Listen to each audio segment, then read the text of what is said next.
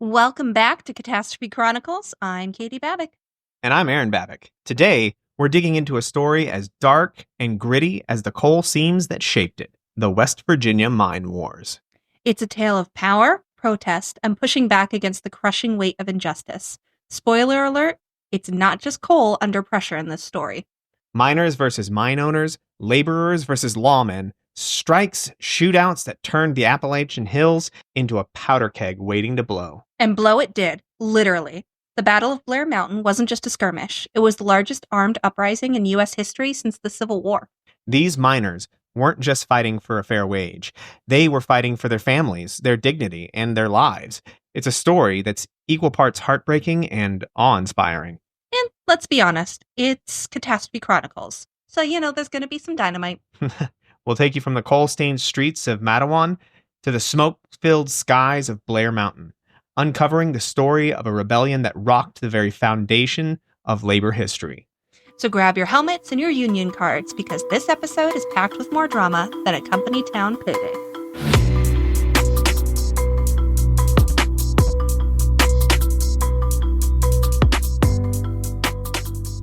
Hello, everyone. I am so sorry that we missed last week.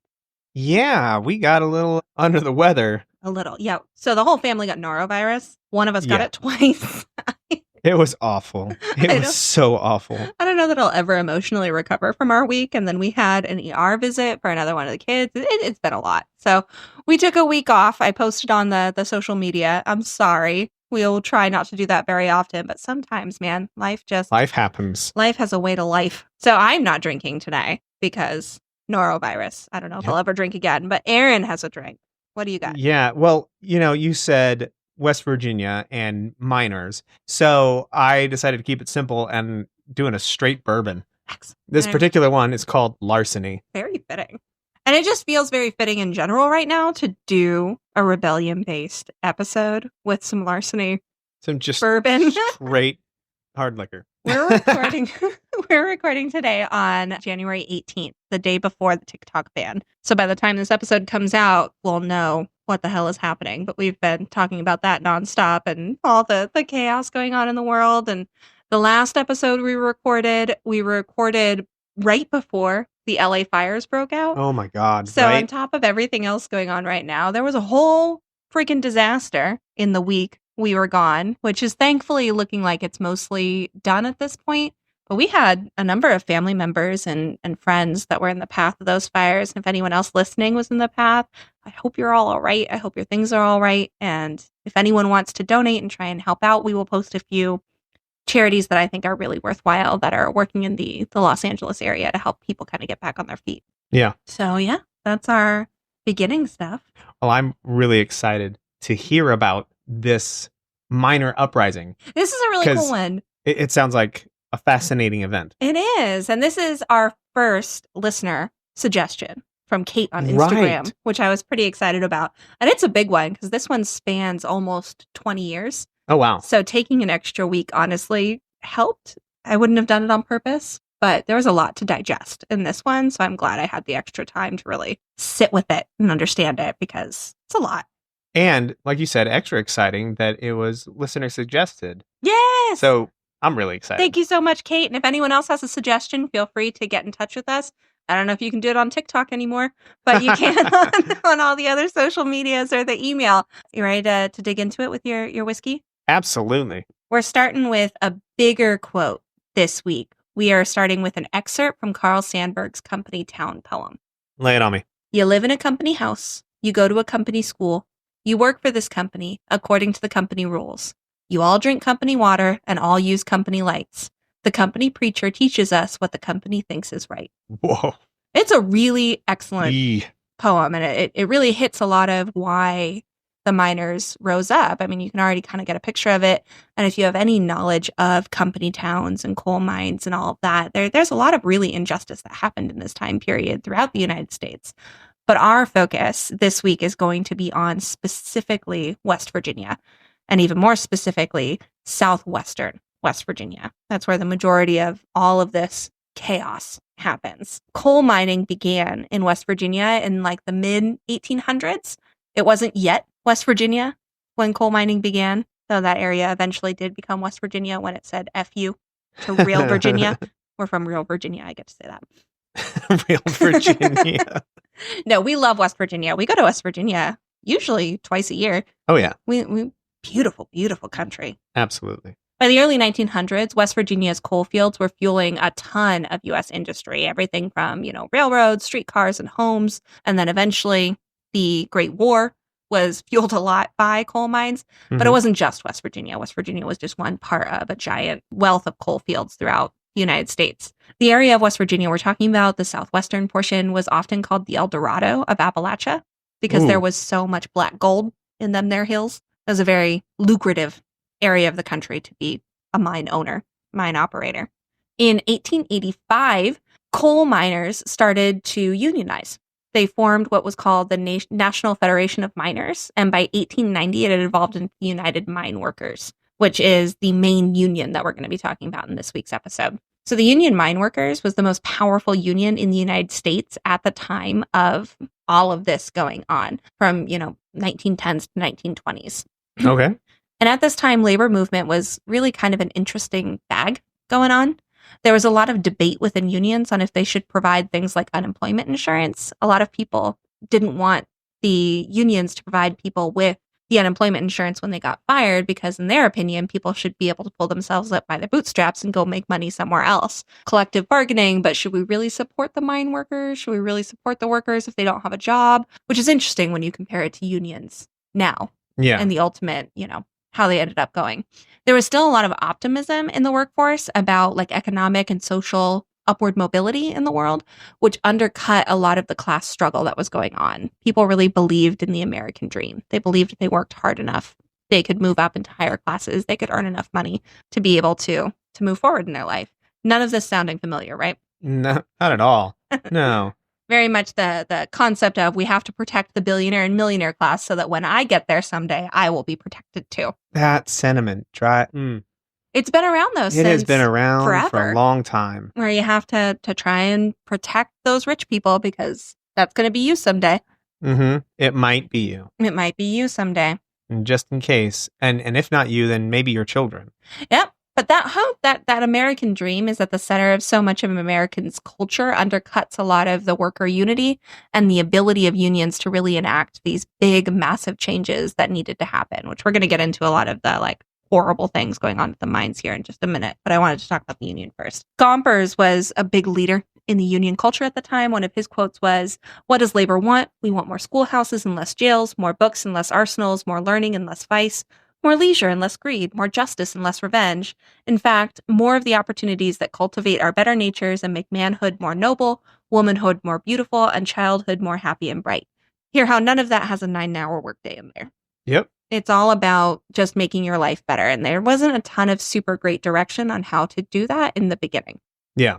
Being a miner at this time was exceptionally difficult.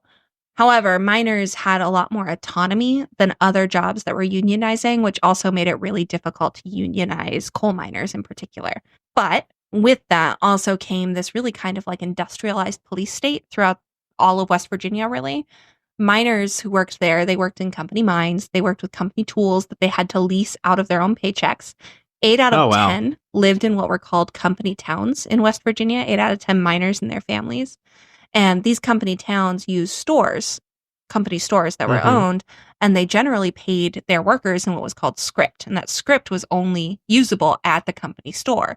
And the company store charged whatever price they wanted. So they could fleece workers that way. And if you pay them in script, they can't go elsewhere to buy. They can't unless they trade in their script. But if they trade in their script for real U.S. money, they get 75 cents on the dollar. So you take a 1/4 paycheck. And by forcing them to shop at the company store, if they did something like give them a raise, they would just go ahead and raise the rent for the homes that they were living in or raise the price of food in the store that they were in. And since they had to use script to pay for those things, it was a wash. Essentially, they saw nothing of it. It still went directly into the company's pockets. On top of that, most company towns were unincorporated, which means they didn't have their own dedicated police force. They didn't have their own elected officials. They were basically entirely owned by the company themselves. So the coal companies would hire private detectives to, quote, protect the town, with really sarcastic air quotes. And these private detectives, they're ostensibly there to keep the peace. But really, a lot of the time, they were there to keep union organizers out of these towns. And keep the workers quiet. But a lot of, that came down to union stuff. Yeah. Keeping them from unionizing, keeping them from working together to get better working conditions. And they were pretty brutal. One of the main agencies that was used in West Virginia at the time was the Baldwin Felts Detective Agency, which we're going to talk about a lot throughout the course of this episode. This agency made its money by doing the bidding of coal operators and coal companies. And they were really effectively just like a group of thugs put in charge of stopping unionizing and any dissent in company towns and surrounding areas. Sounds kind of like the Pinkertons, too. Very much so. Yep, same idea. In 1913, just as an example, when a Southern coalfield strike was put into effect, Baldwin Felts agents riding in 2 armored cars shot a machine gun into a tent colony of strikers, killing one and wounding another, just indiscriminately firing a machine gun into this tent city of workers that have struck, and now they're living in tents because they got kicked out of their company homes. Right. And they just shot machine guns into it. And I mean, from armored cars. It's bananas. Later, they denied the use and said it was actually miners who used the machine guns, and nothing ever came of any kind of, court case or anything like that. Because it almost never did, because there wasn't courts in these unincorporated towns. They could do basically whatever they wanted. In West Virginia, they often deputized these private detectives, so made them official state police officers. So they had even more power that way, but they were still owned because their paychecks were paid by the coal companies. Right. They were still owned by the coal companies. They maintained order in mining camps. They collected the rent. They guarded payroll. They kept out, quote, undesirables, criminals, and organizers. They would do undercover work to root out union sympathizers. They would pretend to be miners who were into unions. My God. And anyone who agreed with them would then be fired and evicted from their home. Just absolutely brutal system. And that's what I mean by an industrialized police state.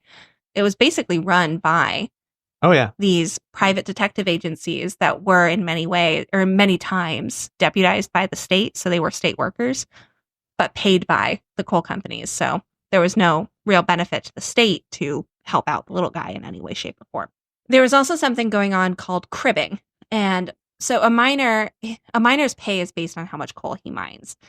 When a miner goes in to mine coal, he goes into a little room, he'll set off some dynamite, and then he will scoop that all into one little train car that gets pulled out, and that train car has to be filled with a certain amount of coal for them to be paid, usually 2,000 pounds. So they would fill that car up to 2,000 pounds, send it out, it would be checked by one of the main operators, and when they approved it, then they get however much for that car's worth, usually, I think it was like 14 cents, something like that. Are they can't be setting off dynamite in their own vicinity. Yeah, absolutely. They get back a little charges, and they blow up a wall and then scoop that up into the cart. That's why mining is so dangerous. They're not down there with picks, like no, they use picks too. Okay. They use picks. They use both. It depends on what you're doing. And to be fair, I'm not a full expert on this, but they work in their own little rooms. They definitely use dynamite charges. They use picks. It's long, hard, heavy work. But they got paid by how much they mined, not hourly. And because they, for the most part, worked on their own in their own little room in the mines, they really got to choose their own hours. And the only thing their car full of coal would be weighed by the operator. And then they would say how many carfuls they filled in a day. And that's how they would get paid by the week. Okay. A lot of times these operators would rig the cars to hold more coal than was specified. So like if you mine 2,000 pounds, you get this much money. They make it so the cart can hold 2,500 pounds, but would only pay them for 2,000. On top of this, some operators would dock miners for slate and rock that got mixed in with the coal, which was impossible to avoid. They would get ripped off constantly back and forth. The checker who checked these things was hired and paid for by the company. Miners were getting cheated left and right, and this was one of the things that the union wanted to work towards changing. They wanted to give the miners the right to elect their own checkweighman, who would check their coal that came out to offset some of this cheating. There was a number of other just injustice things going on at the time, but those are some of the big ones. So the UMW decided, the United Mine Workers decided to try and really unionize southern West Virginia. Northern West Virginia was doing all right with unionizing overall, but southern West Virginia had a number of counties that were unincorporated that had really strong coal operators that just did not want to give up power. So they were doing a pretty heavy drive in the early 1900s to unionize that area of West Virginia, because it was one of the last areas in the country that wasn't unionized. All of this is really, my mind keeps spinning back to one of our favorite other podcasts that we listen to, a fictional one, but still, that's based here, is Old Gods of Appalachia, and so many mining town stories. It's supernatural, but still, like, painting picture here. It's very much like that. I mean, and this is where a lot of those stories come from, and a lot of the tales of the Appalachian Mountains is these kinds of stories, because it's built into the fabric of that entire area of the United States. Whew. All right. So in 1901, there was this woman named Mother Jones. Mother Jones is probably my top favorite person in this story. Okay. She was known as the most dangerous woman in America. In America. When she was a teenager, she was born in Ireland, and she was driven out by the potato famine. She came to the United States, she got married, she had a couple of kids, and then yellow fever killed everyone but her. Oh, man. Her husband and her 4 kids. So she kind of drifted for a while. She ended up working as a madam in Colorado for a bit. Okay. And then she owned a dress shop in Chicago, which burned down in the Great Chicago Fire. And then she realized she had quite the knack for organizing for unions. And she would go around giving speeches, trying to rile up the rabble, get them going, get them moving. And she was really, really good at it. She was known as Mother Jones because she looked like this old grandmotherly figure. But she had a pretty foul mouth for a lady in the 1900s. And she was a fighter. She was a go-getter. She was fiery. She was dynamite. She was awesome. So in 1901, she decided she was going to take on unionizing southern West Virginia. Why was she known as the most dangerous woman in the United States? Because of the organizing she did for the unions. So like politically dangerous. Yeah, it was in one of her court cases, because she got tried a lot for a lot of different things, a lot of different conspiracies. One of the attorneys called her the most dangerous woman in America, and it stuck in newspapers, mostly as a joke in the newspapers at early 20th, 1900s, not in the 1920s, because a lot of people didn't want unions. They didn't want it to happen. They thought it was a bad thing. So this woman going around unionizing people was considered quite dangerous and not great. She's fomenting change. She was fomenting change. So she's on her way. She's done this a lot already, and she's decided, you know what? I'm going to take on southern West Virginia. I'm going to head down there, and I'm going to solve this problem. All right. She went down. She didn't know it when she started this union drive that she would spark a troublesome period that would last 20 years and culminate in the largest armed rebellion since the Civil War. Wow. Which is pretty dangerous. Yeah, I'd say so. She realized pretty quickly that West Virginians were a tough lot, that a lot of them didn't consider themselves coal miners. They considered themselves farmers who were having a hard time and did coal mining work to pay the bills until the farm was working again, particularly in southern West Virginia. Yeah, and this is part of why it was so hard to unionize that part of the country, because not a lot of the workers had a real vested interest in the mine. Huh. They thought it was temporary. It was a DoorDash gig. Wow. In the 1900s. And this caused a lot of difficulty to unionize that area. It's why they were not unionized when the rest of the country was. So when she came down there, the coal operators responded by basically hiring even more Baldwin Felts detective agencies and causing more problems. We already went over the company town stuff. It got worse when they started unionizing. They really started beating people. They started arresting people. There was a lot more violence. There was a lot more skirmishes. And it really started with the coal operators from the beginning. They tried to crack down on this. They tried to scare people into not unionizing. And as we're going to see, and when you say coal operators, you mean like the mining companies? Yeah, I mean the owners. There's the miners, and then there's the coal operators. Okay, we're going to use a lot of different terms interchangeably here. We'll do our best. Between 1890 and 1917, there were more than 26,000 miners killed on the job, many of them in explosions. Yeah, that's a dangerous job. Wow. In Cherry, Illinois, a mine explosion wiped out the town's entire population. Jesus. Everyone. The mine explosion was big enough that it took out the whole town. Most mine safety regulations in West Virginia were blocked by coal operators, so West Virginia had the highest rate of death of any state in the Union. No one was ever prosecuted in any of these multiple disasters. In 1902, there was a huge strike led by Mother Jones, where they walked all the way north to Pennsylvania. So they walked from West damn. Virginia to Pennsylvania. That's a long ways. In 1903, Mother Jones led another week-long march of child mill workers. Specifically, she was trying to unionize children to try and stop child labor. So they walked from Pennsylvania to the New York home of Teddy Roosevelt. And Mother Jones made a point to select the most stunted and scarred children she could find to send a message. Damn.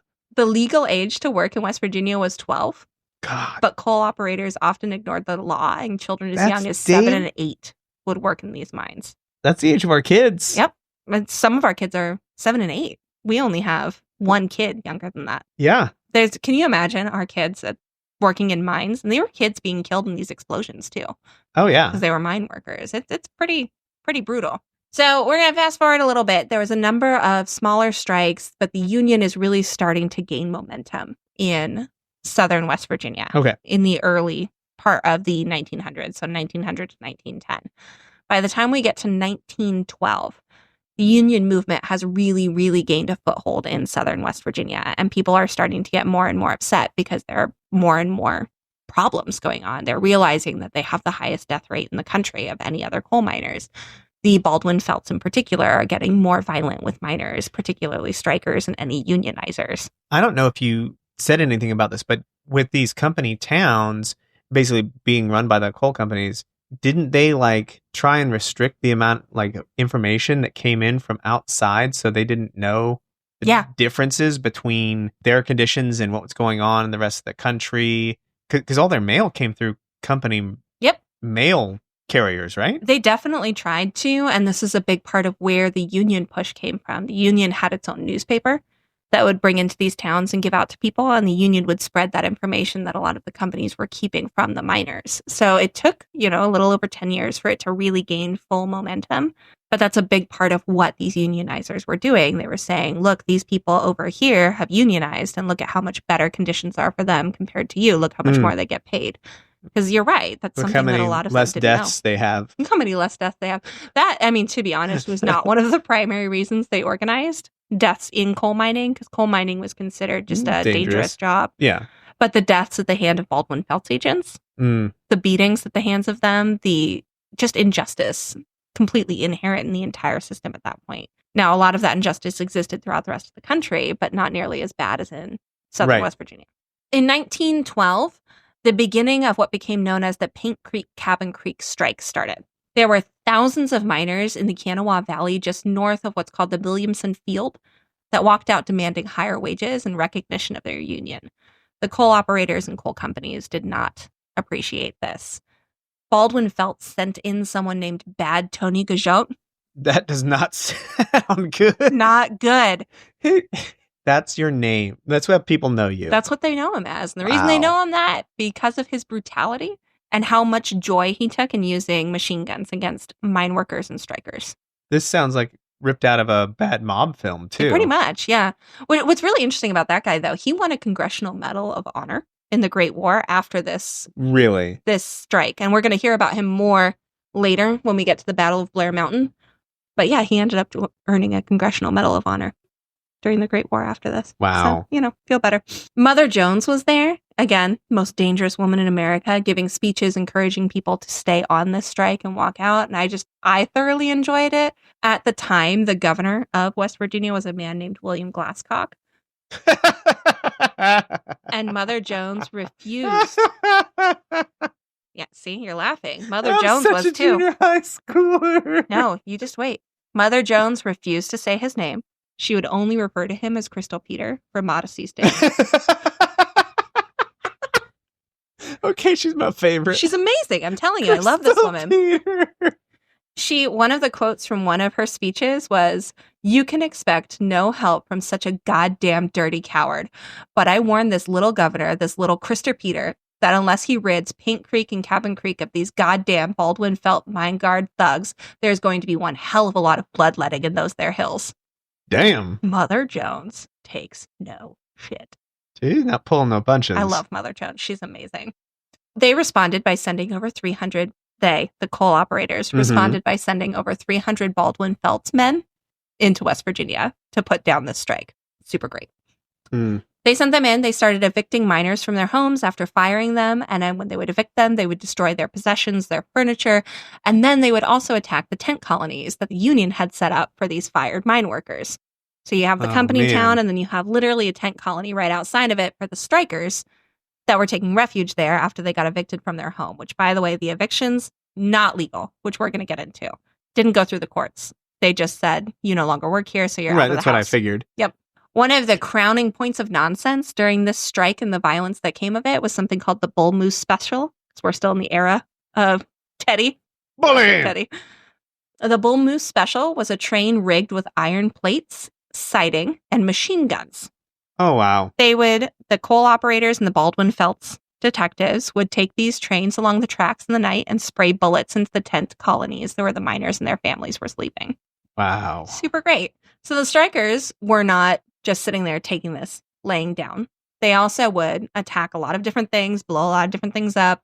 One of the big ones they did is they attacked a mine guard encampment. Okay. With all of their rifles and pistols and that kind of stuff. And they ended up killing a couple of the Baldwin Felt agents there.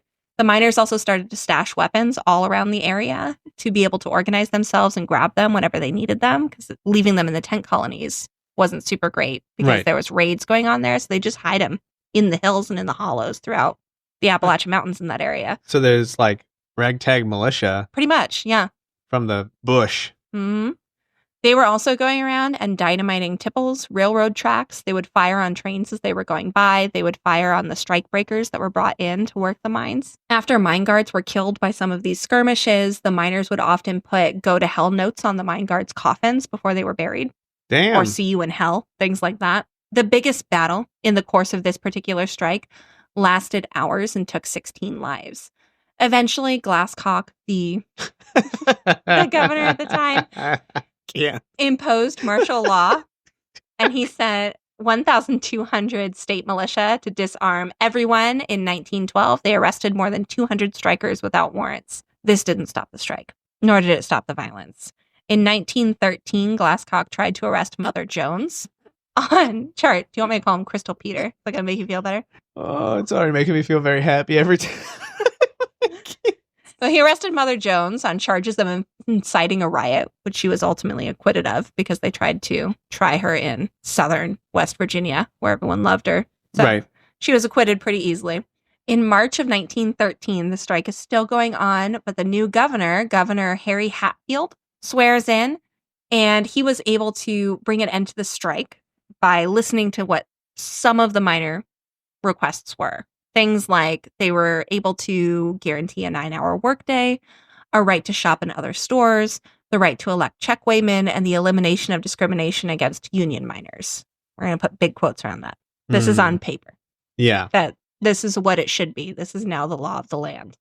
However, even with all of those big changes that the union was able to get via this strike and honestly via this violence, they weren't able to get an actual recognition of the union. They have to recognize that all of these mine workers are under the UMW, and that's who you go to negotiate.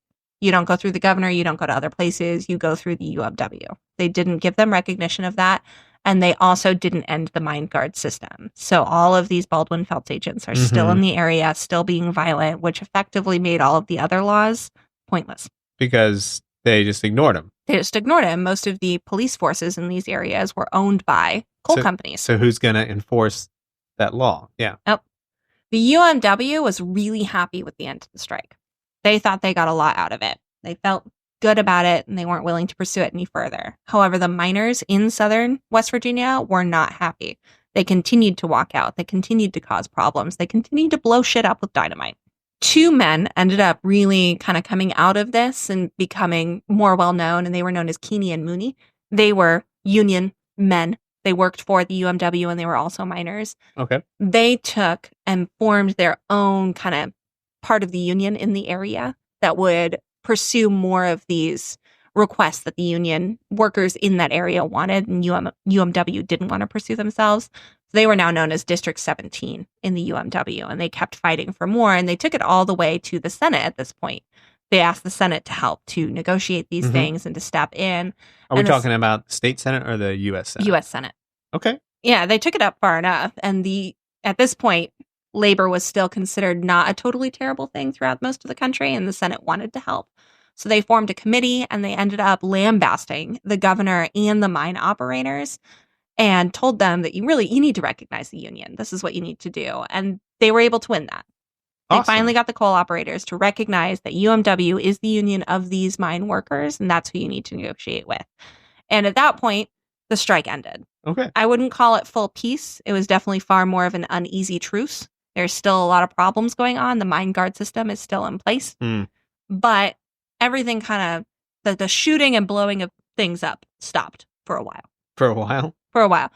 Throughout, the course of the next couple of years, there's some minor skirmishes, some minor strikes, things like that. But there wasn't anything big that happened until 1917, when we joined the Great War.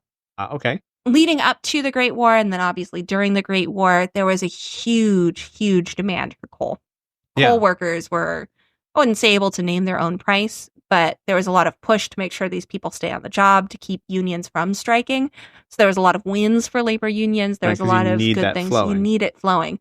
And a lot of mine workers took quite a bit of pride in their help to the war effort, the way that they supported it by mining all of this coal. With that, labor was also struggling against a lot of rising prices, which shrunk paychecks and things like that. By the end of the war, with demand going down, business was eager to wrestle some of that power that the unions had gained, both from the Paint Creek, Cabin Creek strike and the Great War, back from the unions, and knew that they were in a much better bargaining position. So they kind of started stepping things up and causing more problems in southern West Virginia. At this point, the president is Woodrow Wilson in the United States. And Woodrow Wilson was pretty pro-labor compared to a lot of other people at that time, especially before the Great War. He also was a big visionary in terms of making the world safe for democracy, safe for the little guys, safe for workers. Even though he was pretty left and he supported those things, there was a pretty strong conservative shift in the country overall. So his amount of support that he could give unions and these union workers was limited small. Because of that. Despite that, from 1917 to 1920, union membership jumped from 3 million to 5 million people, over 20% of the entire workforce in the United States. By 1918, District 17, that part of the UMW that Keeney and Mooney had founded, the membership had jumped from 7,000 in 1917 to 50,000. Damn. Nationwide, UMW as a whole went from 500,000 to 760,000. So there's more little guys joining the union, but there's more of a pushback from political aspects. The country's turning more right after the war. On top of everything else going on at that point, there was also what was called the Red Scare happening in the United States, the first Red Scare. At the end of World War I is when the Bolshevik Revolution happened in Russia, and there was a huge amount of fear that communism was going to make its way into the United States. Right. And a lot of these big businesses started calling unions socialists and communists. Because what better way to scare people? One of the main people that kind of pushed this Red Scare was a man named Mitchell Palmer. He was the Attorney General under Woodrow Wilson. He ended up forming a new agency called the General Intelligence Division, where a young man named J. Edgar Hoover led figuring out who's a communist. Lots of arrests. There was over 4,000 people arrested in January 1920 alone, being deported after being accused of being Bolsheviks. They had a list of over 60,000 people known as dangerous radicals, and a number of people on that list were union organizers and union men. Most of these people who were arrested were often held without counsel or communication with the outside world. They were ignored by the press largely, and because of this Red Scare, the Washington Post itself put something out that said, "There is no time to waste on hair splitting over infringements of liberty. This is no mere scare, no phantom of heated imagination. It is cold, plain, hard fact." Oh, that's terrifying. Yeah, it was pretty awful. So this is kind of the mood of the country that we're in right now, and the mood of West Virginia. Everyone is pretty scared after the war, but feeling grateful that the war is done. The country is seeing a rightward shift away from unionization and being pro-labor. The president's still pretty pro-labor, but there's not a lot he can do about it. Most unions are being lambasted left and right, being called communists and socialists, and basically the death of the country. That's not a super great time. 1920 didn't really bring up a let-up in strife or any problems that were going on. There was still quite a few labor tensions. which led to a pretty unprecedented wave of strikes during the year. There were 3,000 walkouts total in 1919 itself. Ooh, that's a lot. That involved more than 4 million workers. This was steelworkers, coal miners, printers, police, basically any group that could unionized and walked off the job at some point between 1919 and 1920. Ohio Senator Warren Harding, recognize that name? He's going to be president in a few years. In this story. He said, "It looks to me as if we are coming to a crisis in the conflict between the radical labor leaders and the capitalist system under which we have developed the republic." Of course, call them radicals. Yep. So we know what's going on here. Where capitalism is setup is. So the area that we're wrong with it. So the area that we're in West Virginia is the southern part of West Virginia. And I just want to talk a bit about the geography a little bit. The first area you have is Matawan and Mingo County. And this area has West Virginia's richest coal field. There's 75 mines in the area alone that produce 12 million tons of coal a year, a large percentage of the nation's entire coal production. Nearly all of the mines in Matawan were non-union, and they had operated pretty much nonstop the last few years to meet the needs during the war. Oh, so they're still non-union mines. There's still non-union mines in that area. I mean, there was quite a more people that had joined, but they were still not unionized. And that's why they were still pushing in this area, pushing strikes to get them to recognize the union. Got it. So that they could actually bargain for the area. But because the coal companies weren't recognizing the union yet, these are still non-unionized mines. And anyone who joins the union is getting fired as soon as the company finds out. Right. Got it. We also have Logan in that area. And the Logan coal fields were just about as rich, but they had twice as many miners. Okay. And they were also not unionized. Logan was really the base of mine company powers in southern West Virginia. That's where most of the Baldwin Felts agents came from. That's where the core power was. And while Mingo County, and then we're going to talk about McDowell area, those were not unionized, but Logan really wasn't unionized because if you just gave a whiff of union, you would be beat the shit out of and kicked out of town. That was the center of all the not great things. Got it. So like company headquarters, basically. Very much. The Logan County Sheriff was completely on the payroll of the coal operators and was fiercely anti-union, along with all of his deputies in the area. And there was a number of like farmers and different people that lived in Logan that were also fiercely anti-union and were willing to basically form a posse anytime there was a hint of unionization from the coal miners. So it was not a good time to be in the area. On September 4th, 1919, angry miners who had heard stories of unionizers being murdered or dealt with the brutality of the sheriff's department in Logan gathered in what was called Marmot, the outskirts of Charleston in West Virginia, for a march on Logan County. By the next day, there were over 5,000 miners that were there, and most of them were armed, ready to march on Logan County to protest all of the problems that were happening in that area. The governor, by this point, was a man named John Cornwell. He claimed to support the unions, but he didn't really seem to back a lot of that up with action. He came to the beginning of that march, that first evening where there was over 5,000 people, and he got up to speak to all the miners. I guess he got up in the middle of the night, because that's when he got there, and he stood up on a stack of soda crates, which I thought was just an interesting image of this man standing in the dark yelling at coal workers on soda crates. But he told him, everything you're doing is against the law. You can't arm up. You don't have permits for all of those weapons. You can't march on this area. It's not legal. You need to go back to your homes and so he wasn't there giving an inspirational speech. Nope. He was there to break up the march and to get them back on the job and have them not go into Logan and try and unionize. Okay. Yeah. Some supporter. Yeah. He was not. He said he was. That's how he was elected because he claimed to support the unions. But when it came down to actually supporting them, didn't really happen. That doesn't sound like a politician at all. Yep. So he gave that speech to them, and at the end of it, one of the miners yelled at him, "There's no law in West Virginia except the law of the coal operators." They didn't disband. Of course not. I just love that mental image of someone yelling, "There's no law here but the law of the coal operators." Like, get the fuck off your crate, man.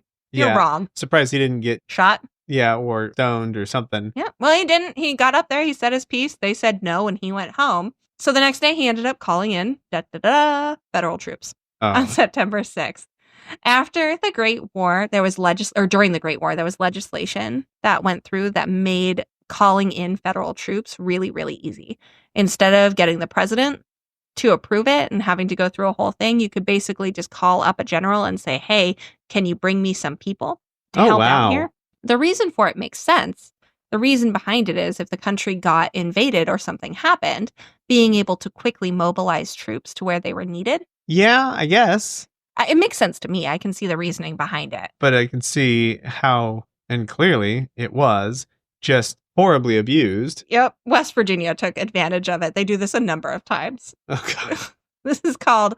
That whole change was called direct access. He was sent 1,600 men to deal with the march that was going on. And when the Union workers, the miners, realized that federal troops were supposed to be coming in, they kind of grumbled and ended up going home. And the march never ended up happening.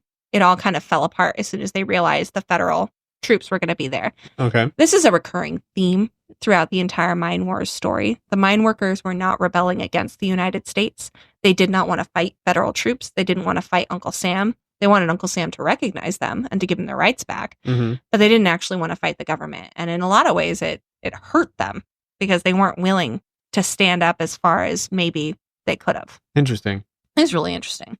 After this, kind of aborted march happened, Cornwell started all kinds of conspiracy theories about the unions, furthering this whole Red Scare, this whole unions are evil, they're socialist.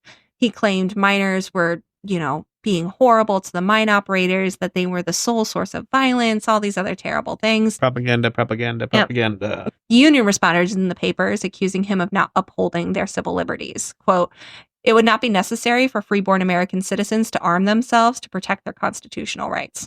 If they gave them their freedoms. Right. Their civil liberties. So yeah, the hold on the march did not last crazy long. I didn't expect it to. Mine workers ended up going on strike again on November 1st, 1919. Governor Cornwall ended up sending out troops again. This time, more federal troops, because that's apparently all governors of West Virginia know how to do when coal miners go on strike. Okay. But thankfully, this time had little to no bloodshed and violence. There was a few minor shootouts, because I guess that's what we do at this time. But compared to other strikes that had led up until this point, there wasn't much. That said, the Union mines were on strike, but Mingo and the other non-Union mines, like in Logan County, they kept working. So the troops were primarily in those areas where the non-Union mines were, keeping Union organizers out. Okay. Those troops left after a few weeks. There was a number of different, negotiations and all that. And long story short, what ended up happening is they started with a 14% pay increase for the Union mines. After more arbitration, that went up to a 27% increase, and the strike ended on December 10th. Only the Union mines benefit. The Union mines. The Mingo mines didn't get a raise. The Logan mines didn't get a raise. Right. Those workers started going, what the heck? These Union mines are making more money than us now. Yeah. We need a raise. You need to give us a raise. And they started going to the coal operators, and the coal operators told them basically no. Shove it. They offered modest raise increases, but then they raised the prices in the company stores. Yep. And those raises didn't match what the Union mines got. In fact, the Burnwell president of the Burnwell Coal and Coke Company said that he would let his mine go until moss grows over it, until it falls into the Huckleberry Ridge, before he ever would give them a 20% increase in their wages. So 80 That's of a good 92, look for you. Right? Ugh. 80 of 92 Burnwell mine workers walked off the job that day and went straight to District 17 to ask for a charter, along with hundreds of other mine workers throughout the area. By April of 1920, so about 5 months after this happened, okay, the Union was getting recruits at an amazing number. One day they had over 300 new members in that southwestern Virginia area at once. As miners joined the Union, coal companies would fire them and then try to evict them and their families. This only served to fuel the flames of the labor movement. By early May, 3,000 of the area's 4,000 mine workers had joined the Union. The last holdout of southern West Virginia is unionizing. At the time, Williamson was a town in this area. It was kind of this one little bloop of an area that supported unions. Okay. The mayor of Williamson was a man named Cabell Testerman. He also owned the town's soda fountain and jewelry store. Nice. He hired Sid Hatfield of the lauded Hatfield and McCoy. Hey! Now, Sid Hatfield wasn't actually a Hatfield by blood, but he was raised by a Hatfield and considered himself one. And it is the same area of those Hatfield and McCoys during the Civil War. And with the name Hatfield came a reputation. Yeah. Sid Hatfield and Cabell Testerman were very pro-union, and they were very against Baldwin Felts workers coming into their town, evicting their people, being strong-armed with their people, and they kept the place pretty darn safe and dealt with it pretty darn well. Sid Hatfield was 27 years old when this happened, and he was a man, when you look at pictures of him, you can see the coiled violence in him. That's the only way I can describe it. Wow. Okay. And not necessarily bad coiled violence, but just you can tell this is a man that can do damage. Yeah. And it's barely contained in him. If you piss him off, you're done. You can just see it in the pictures. And even with him always smiling, he was known as Smiling Sid. Watch out for the ones who smile. Almost made it scarier. He was an incredibly remarkable shot. Very, very dangerous gunman. He had been a miner earlier in his life before he became sheriff. He was very pro-union. His prowess with a gun was honestly even more impressive in that Appalachia area because most of the mine workers had served in the war, and in Appalachia, being a good marksman was it's a way of life. Something you do. So for him to stand out because of that says a lot. He was known for carrying 2 pistols. He could shoot with either hand. He would show off his marksmanship by tossing a potato in the air and then shooting it through his pocket without even fully drawing his pistol out of his coat. Shoot the potato straight up out of the air. He got into a lot of fights, fuel duels, which obviously man won. He quit drinking cold turkey at the age of 24 so that he'd always be sharp enough to shoot. Sid Hatfield and Mother Jones are my 2 favorite people in this story. They're just absolutely amazing. I just picture him. I'll post pictures in the show notes, but very much just a Wild West man. He loved playing pool. He loved playing poker. He loved the ladies. He loved chewing and smoking, and he loved shooting. Oh, right. With Testerman and Hatfield on the job in Williamson, the coal operators in Mingo had a much harder time using their strong arming tactics. They would still try to evict people from their homes, but Testerman and Hatfield would try and stop them as often as they tried to do it. They would get in their way. They wouldn't let them beat up the coal workers and all these other things. On April 27th, another sheriff in Williamson arrested a man named Albert Felts, who worked for, shockingly, the Baldwin Felts Company, for evicting miners illegally from their company homes for joining the union. They ended up releasing him and the 27 other men that they were arrested after telling them, look, only the sheriff can actually evict people. You cannot do this anymore. This has to stop. They got far more aggressive than they had been at this point. And they were pushing it because coal operators were evicting more people. So now Testerman and Hatfield are like, not in my town. The companies responded by moving even more agents into the area and started using what's known as yellow dog contracts. Have you ever heard of those? No. These were developed by Hitchman Coal Company in Wheeling, West Virginia in 1907. Essentially, they were contracts that you had to sign as a coal miner saying that I'm not part of the union. I will never join the union. If I do join the union, I agree that I will be fired and kicked out of my home. Okay. And by having coal workers sign this to be able to work, anyone who already worked there had to sign it or they couldn't work there. They felt that they could now evict people if they found them in the union. Right, because you signed. You signed it, which... more and more evictions happening, more and more of these things going on. After being released from prison for evicting people without having proper eviction notices, Albert Felts tried to smooth talk Mayor Testerman into letting him mount machine guns on buildings in the town square to protect the town from various things that were going on to preserve the peace. What? He offered Testerman $1,000 to let him do it, which in 19... yeah, that's a lot. It's a lot of money. Testerman, LOL, noped. Albert Felts told him absolutely not. They're welcome to stay in town, but they have to obey the laws and they cannot have machine guns. And this is at the time where the union gatherings were happening all throughout Matawan, Mingo County. They were often, 3,000, 4,000 people strong, with organizers telling miners they had to uphold the law. But so do the coal operators. Everyone has to follow the same law. And Testerman very much followed that blueprint. Like, yeah, you can come into town, you can be here, but you have to follow the law. You cannot mount machine guns in my town. You cannot evict people without permission. That's not how this works. Yeah. So May 19th, about a month after Albert Felts was arrested and released, Tom Felts, the owner of Baldwin Felts Company, sent him back into Matawan with another 7 men and another list of eviction orders to kick people out. He's now tried to mount machine guns. Yeah. He was told no, and now he's coming back into town to evict people without permission, without legal permission. They got into town around 12. They went to lunch and they headed off Stone Mountain to evict some miners, tossing their furniture out onto the street while their miners and the families looked on helplessly. They were interrupted in their eviction proceedings by Testerman and Sid Hatfield. Okay. Now, come on, Sid. All of this is going on just to know, Albert Phelps actually had a note in his pocket from his brother Tom offering Hatfield a pension of $200 to $300 a month if he switched sides and started supporting the coal operators. Oh. He didn't end up being able to use that note, unfortunately, or fortunately. Wait. Who had the note? Albert Phelps. Oh, okay. The one who tried to mount machine guns. Yeah. It's from his brother. His brother Tom Phelps owned. Yeah, so they're trying to buy out the sheriff. They just tried to buy off the mayor. Yeah. And now, when that didn't work, they're going to try and buy off Sid. He did not have an opportunity. Sid's the gun. They didn't have the opportunity, though, thankfully.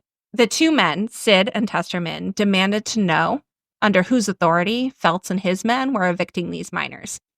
Phelps told them that the circuit court judge of Williamson gave him approval, but he had no actual court order to show. Testerman was like, fuck this. You're done. Stop evicting these people. We're not doing this anymore. He actually told him flat out, well, you don't pull anything like that and get away with it in my town. Mm-hmm. So everyone goes back into town. Testerman goes and calls the county prosecutor, asks him if there's any court orders going on for them to be able to evict these. The county prosecutor says no. Tells him, go ahead, go get warrants to arrest Albert Phelps and his men because they're once again conducting illegal evictions. So Testerman goes out. He gets on the phone to get the warrants. They're going to be coming in on the number 29 train. He tells Sid Hatfield what's going on, that we're going to arrest Albert Phelps. They gather up a posse of 12 miner workers to help them with this arrest because there's a number of men they have to arrest at this point, and they kind of head out. Testerman goes one way, Sid Hatfield goes the other way. Sid Hatfield ends up meeting up with Albert Phelps in the middle of town, and they kind of chat for a moment like old buddies, and Sid Hatfield tells him, the warrants are coming for you. We're going to have to arrest you. And Albert Phelps tells him, well, you know what? I've got a warrant for your arrest, so I'm going to have to arrest you. And they're walking, just kind of joking down the town. This feels so very much like the movie Tombstone. It is very much like Tombstone. It's like Ringo and Doc Holliday. Yep, very much. Very silly. That stops being silly soon. It did in Tombstone too. So they're walking down the street, they're joking a bit, and they end up meeting up with, you guessed it, Testerman, who, Albert Phelps, says, look, I got a warrant out for Sid too, so we can all just arrest each other. We can kind of, calm it down here a little bit. Testerman takes the warrant from Phelps, that's for arresting Sid Hatfield, looks it over and declares, this is absolutely bogus. This is clearly not an actual warrant for his arrest. I know that judge. I know this signature. This is not legit. Reports of what happened after vary. Okay. But everyone agrees that when the shooting started, Albert Phelps and Cabell Testerman went down first. We don't know who started it. We don't know exactly who shot first, but shooting erupted. Okay. Pretty much immediately after he announced, this is bogus. Testerman was not killed right away, but he was shot and mortally wounded. Albert Phelps was basically blown off the face of the earth by a number of different people with bullets. Wait, because Sid wasn't alone. He had his deputies. Testerman right? had 12 people with him. So when Sid met up with Testerman, he met up with the 12 people. Okay. So Sid and Albert were walking on their own. They found Testerman, who was outside of a hardware store with the posse. They were heading towards the train station. That's where they were planning on arresting Albert Phelps and his men. Okay. Albert Phelps' men were in the street, too. They weren't all necessarily together, but they were all nearby. Okay. This is not a big town. Right. And they started shooting. And in the area where they were, Albert Phelps and Testerman were right next to each other, and they ended up going down first. Sid Hatfield was firing pretty indiscriminately into the street and into the Baldwin Phelps men, who were very badly outgunned. Most of the Baldwin Phelps men didn't have permits, and knowing that they were going to be arrested, had put their guns up. Some of them still had guns, but a lot of them didn't. A lot of them were unarmed. Oh. And being just mowed down in the street this week. There was gunshots ringing out all around. Miners ended up coming out, even more than the 12 that were already there, and shooting. Yeah, I'm sure. There's a lot of evidence that there was shots being fired from second story, which gives some credence. There's some, I don't know if I would call it a straight conspiracy theory, but there's conjecture that this was a planned attack by Sid Hatfield and Testerman. I wouldn't. Versus an accidental one. Yeah. We don't know for sure, but there is evidence that people shot from the roofs of buildings and from the second story, which to me says this was probably more planned than just a random meeting in the street. There were over 100 rounds fired. 2 miners and 7 of the 13 detectives ended up dying, including Albert and Lee Phelps, both of Tom Phelps, the owner of Baldwin Phelps's brothers. So both of his brothers were killed in the shootout, along with Mayor Testerman. Another sheriff, Blankenship, in the area promptly deputized every single man he could see in the area and told them to patrol the streets to make sure that no other Baldwin Felts men showed up. Because they were Sid's worried. Not the only sheriff here. No, he's not the only sheriff. The other one is Blankenship, and he just started deputizing people in the street. The miners with guns who had just killed people, like, Hey, you're you work with me now. an officer now, you're an officer now, protect the town. Because they were really legitimately worried the Baldwin Felts men would come back in more force. Yeah. As they should be. That's a valid concern at this point. Thankfully, no other appeared, though at one point there was a train carrying a group of state police officers who ultimately decided it was a better idea to not come into town that day and just kept going. We're going to avoid that. Maybe not. The shootout was all over the papers throughout the country. The UMW tried to get the focus of the bloodshed onto why it had happened, all of these abuses, the fact that these people were evicting people illegally, and the coal operators, obviously, wanted the focus of the papers to be on the bloodshed. These people just rose up out of nowhere and shot people for no reason. Yeah. The newly formed ACLU got into the fray on the side of the Union. They were not crazy helpful because they were just basically a bunch of lawyers. And at this point, West Virginia didn't really have laws, to be totally honest. So lawyers were useless. Suing people wasn't going to help a lot. But they were there. They were doing things. The Union leaders were sending telegrams to the White House, urging Wilson to try and take some steps to assure miners that the president was willing to try and help with what was going on, to try and tamp down on the violence. Wilson was known to have been sympathetic, like we talked about, to these labor causes. But on top of this big red wave, he had now also had that big stroke that essentially wiped him out. His second wife, Edith, was basically keeping anything that wasn't his sick room from him. So Wilson didn't do much. Right. Whether or not he would have if he had been healthy is a question we'll never have an answer to. But it's worth mentioning that, the man could barely hold a pen, much less do anything. This event became known as the Mattawan Massacre, and more miners flocked to the Union. After it happened, it led to even more unionize. Mother Jones was all over the area convincing people, like, look at what just happened here. Do you want it to happen in your town? We need to stand up. We need to do something about this. The next strike happened on July 1st. 6,000 men struck 20 mines in Mingo and Pike counties that had a daily output of 25,000 tons.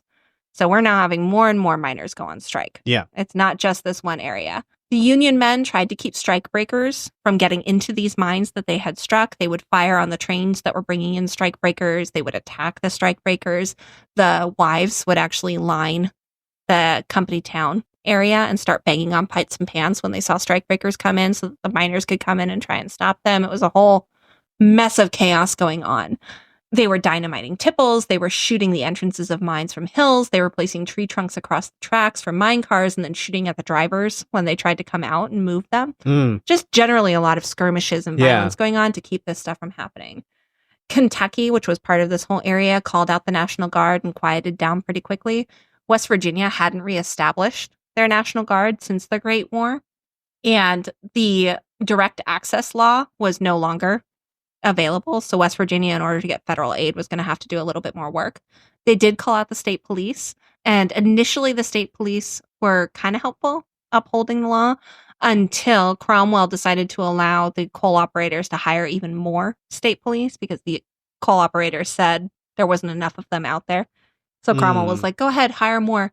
So they hired a ton of Baldwin Felts people to become state police and started doing the same kind of nonsense. That month, Governor Cromwell had 500 federal troops come out. He was able to get approval for that.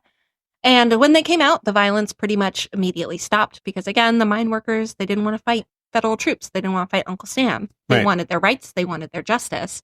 But they thought Uncle Sam would help with that. They didn't think it would be a hindrance. On November 20th, the troops were sent home with no martial law declared because all of the violence had pretty much stopped. Pretty much the moment they left, violence broke out again. Yep. Pretty much, exactly. There were 4 separate instances in the week of the troop withdrawal that resulted in either mine operators or miners being killed in violence. So the army came back out on November 28th. Oh my God. Back and forth, back and forth. And at this point, Cornwell decides to declare a partial martial law, which the coal operators wanted to have happen. That was their goal. They wanted martial law so that the sheriffs were in charge of the towns and they had more control over what was going on. The sheriff's department and all state police at this point were under military control, but all of the courts remained open to try offenders. That way there weren't going to be military tribunals, which was a whole thing. All public gatherings were banned. All weapons were banned. Within a week, some 500 rifles and pistols had been collected, pretty much only from miners. None of the mine guards or coal operators had to give up their weaponry. Shockingly, I know. Wow.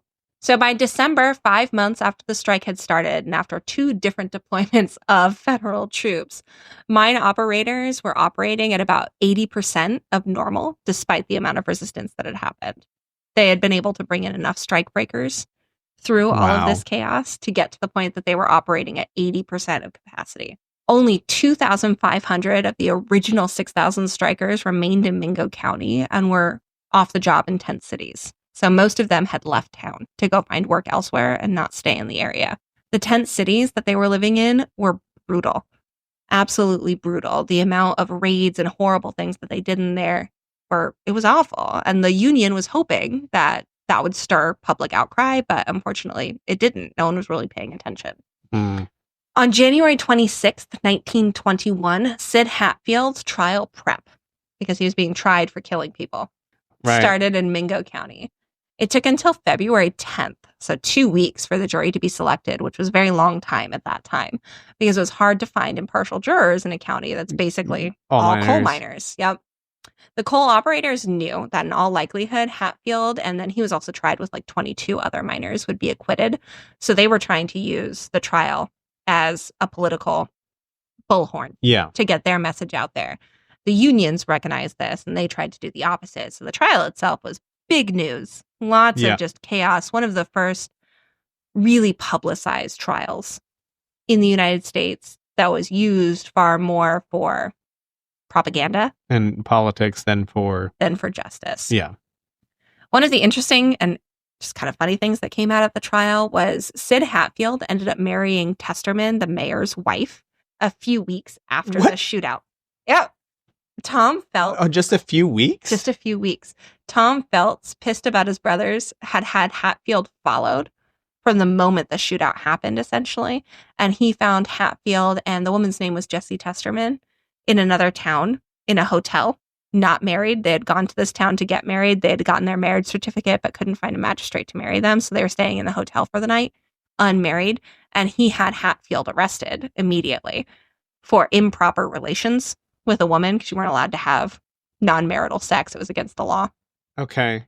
And yeah, I'm sure that stopped everyone. As soon as he got arrested, Feltz had a press conference stating that Hatfield had shot Testerman, not the other people, just so he could marry Testerman's wife. Okay. The press immediately went to Hatfield, who lied and was chaotic about it. He said originally that they were already married. But wait, no, we're not. But wait this, but wait that. And basically denied any responsibility for shooting Testerman. He'd been friends with them for a while, and he wanted Jessie taken care of. That was the whole reason he decided to marry her, because she had next to nothing without her husband. Okay. And by marrying Testerman, he could take care of her, which makes sense in the time frame. Yeah. And Jessie ended up backing that up too, that she and her husband had actually talked, and he had said if he ever died, Hatfield would be a good person for her to marry so that she was taken care of. The local magistrate that was trying them for this felt that they were being honest about it. Mm-hmm. And he told them it's a $10 fine unless you get married today. And they said, okay, will you marry us? And he said, sure. And they handed him the marriage license. They got married right there. But this came out in his trial for the Matawan massacre, and they tried to use it to paint him in a bad light. And the press and everyone else basically didn't take it at all. They thought it was more funny than anything else. And were like, good on you. Thanks for taking care of Jessie, guy. Yeah. Backfired on everyone. Ans Hatfield was also supposed to testify. He was an inn operator in the area, and he was definitely anti-union. He was supposed to testify against Sid Hatfield. But he was shot a few days before the trial, before he was supposed to testify. And it was a whole thing. People were pretty upset about that. The long and short of it is the whole trial was a hot ass mess. Both sides were looking to score media points, and the truth got completely lost in it. Sounds like it. Yep. The jury itself was dead set against finding Hatfield guilty. One juror after told the press that when the trial started, the mountains were brown and now they were green, and he was willing to sit there until they turned brown 10 more times before he would ever find Sid Hatfield guilty. So much for an impartial jury. Yep, definitely not. So all of the defendants were acquitted, Sid Hatfield included, and During the trial, there was still violence and chaos going on. Mm-hmm. In fact, 10 days after the trial started in February, there was a sustained gun battle between miners and coal company guards at the Willis Branch Coal Company in Fayette County, about 50 miles east of where the trial was being held. The town itself looked like it was shot off the map. Pretty much any home that hadn't been burned or blown up with dynamite had bullet holes in it. Damn. And everyone fled. There was no one left in the area. The only living creature left were stray dogs wandering the town. And that was not the only place that violence had erupted during the trial and during this time frame. It just kind of give you a picture of it. It's lawless out there in West Virginia, man, and it's been lawless for a while. Yeah. So after the trial, a special train took Hatfield and the others back home to Matawan, where they were greeted like heroes returning from war. It took Sid Hatfield over an hour to make it 100 yards to his home. By the time he got there, his hand was swollen twice its normal size from shaking hands so much.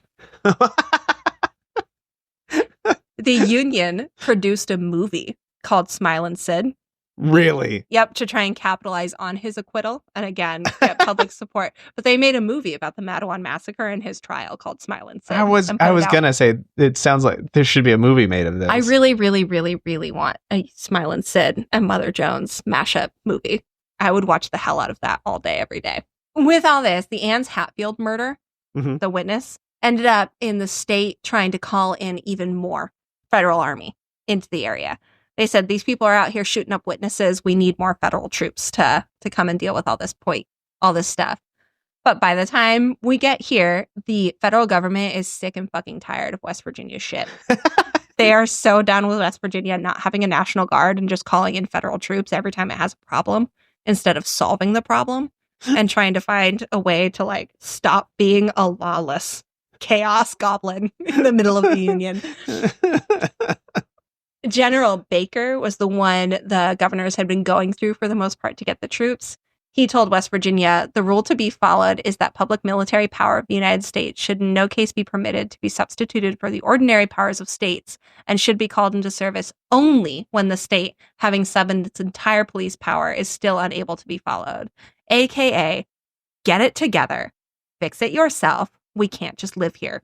We do have other jobs to do. They put a complete end to the direct access to Army personnel and made it so the president himself was going to have to approve any kind of federal troop aid to West Virginia, and then pulled everyone out. So Morgan asked for more troops, and the government went, you know what? Actually, here's less. Yeah. Get it together. We're leaving. I'm sorry, not Morgan. This is Cornwell still. But March 2021, so right after this, we have another new governor, Ephraim Morgan. He's the new one. Ephraim Morgan was even more anti-union than Cornwell. Cornwell at least had like the veneer of being pro-union. Morgan didn't at all. That's good. The legislature that was elected in West Virginia was also not union friendly at all. It's not looking good for our boys. I wonder how that happened. Right? Well, so I'm going to say it. I'm going to make this episode even longer. The Union actually supported another guy named Montgomery in the election. So it was Montgomery, Cornwell, and Morgan. And with the Liberal Party being split between Montgomery and Cornwell, Morgan ended up winning. Okay. So he was even more to the right than anyone else. And it's because the vote was split. Yeah, okay. Which happens a lot. Third party vote. It's a toughie.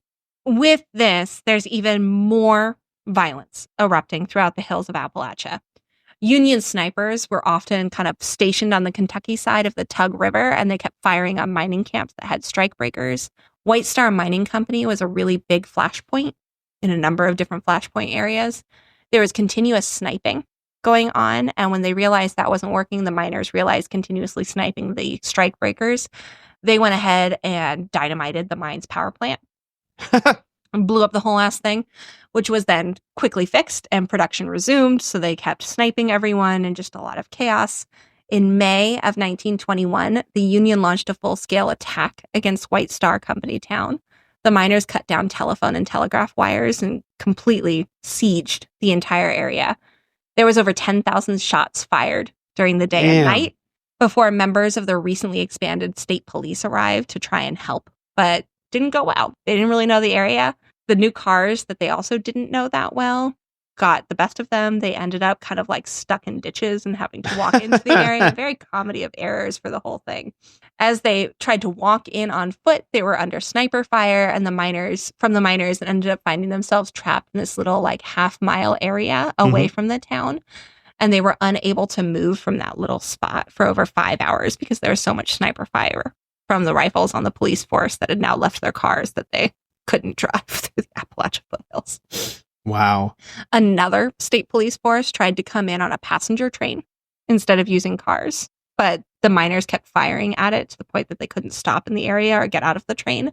The conductor refused to stop at the town station and instead took them a half-mile east to a tunnel and let them out in the tunnel where the miners were waiting for the police force to come out of the tunnel, who then had to try and hide in the bushes that they didn't know as well as the mine workers that worked there. Oh, man.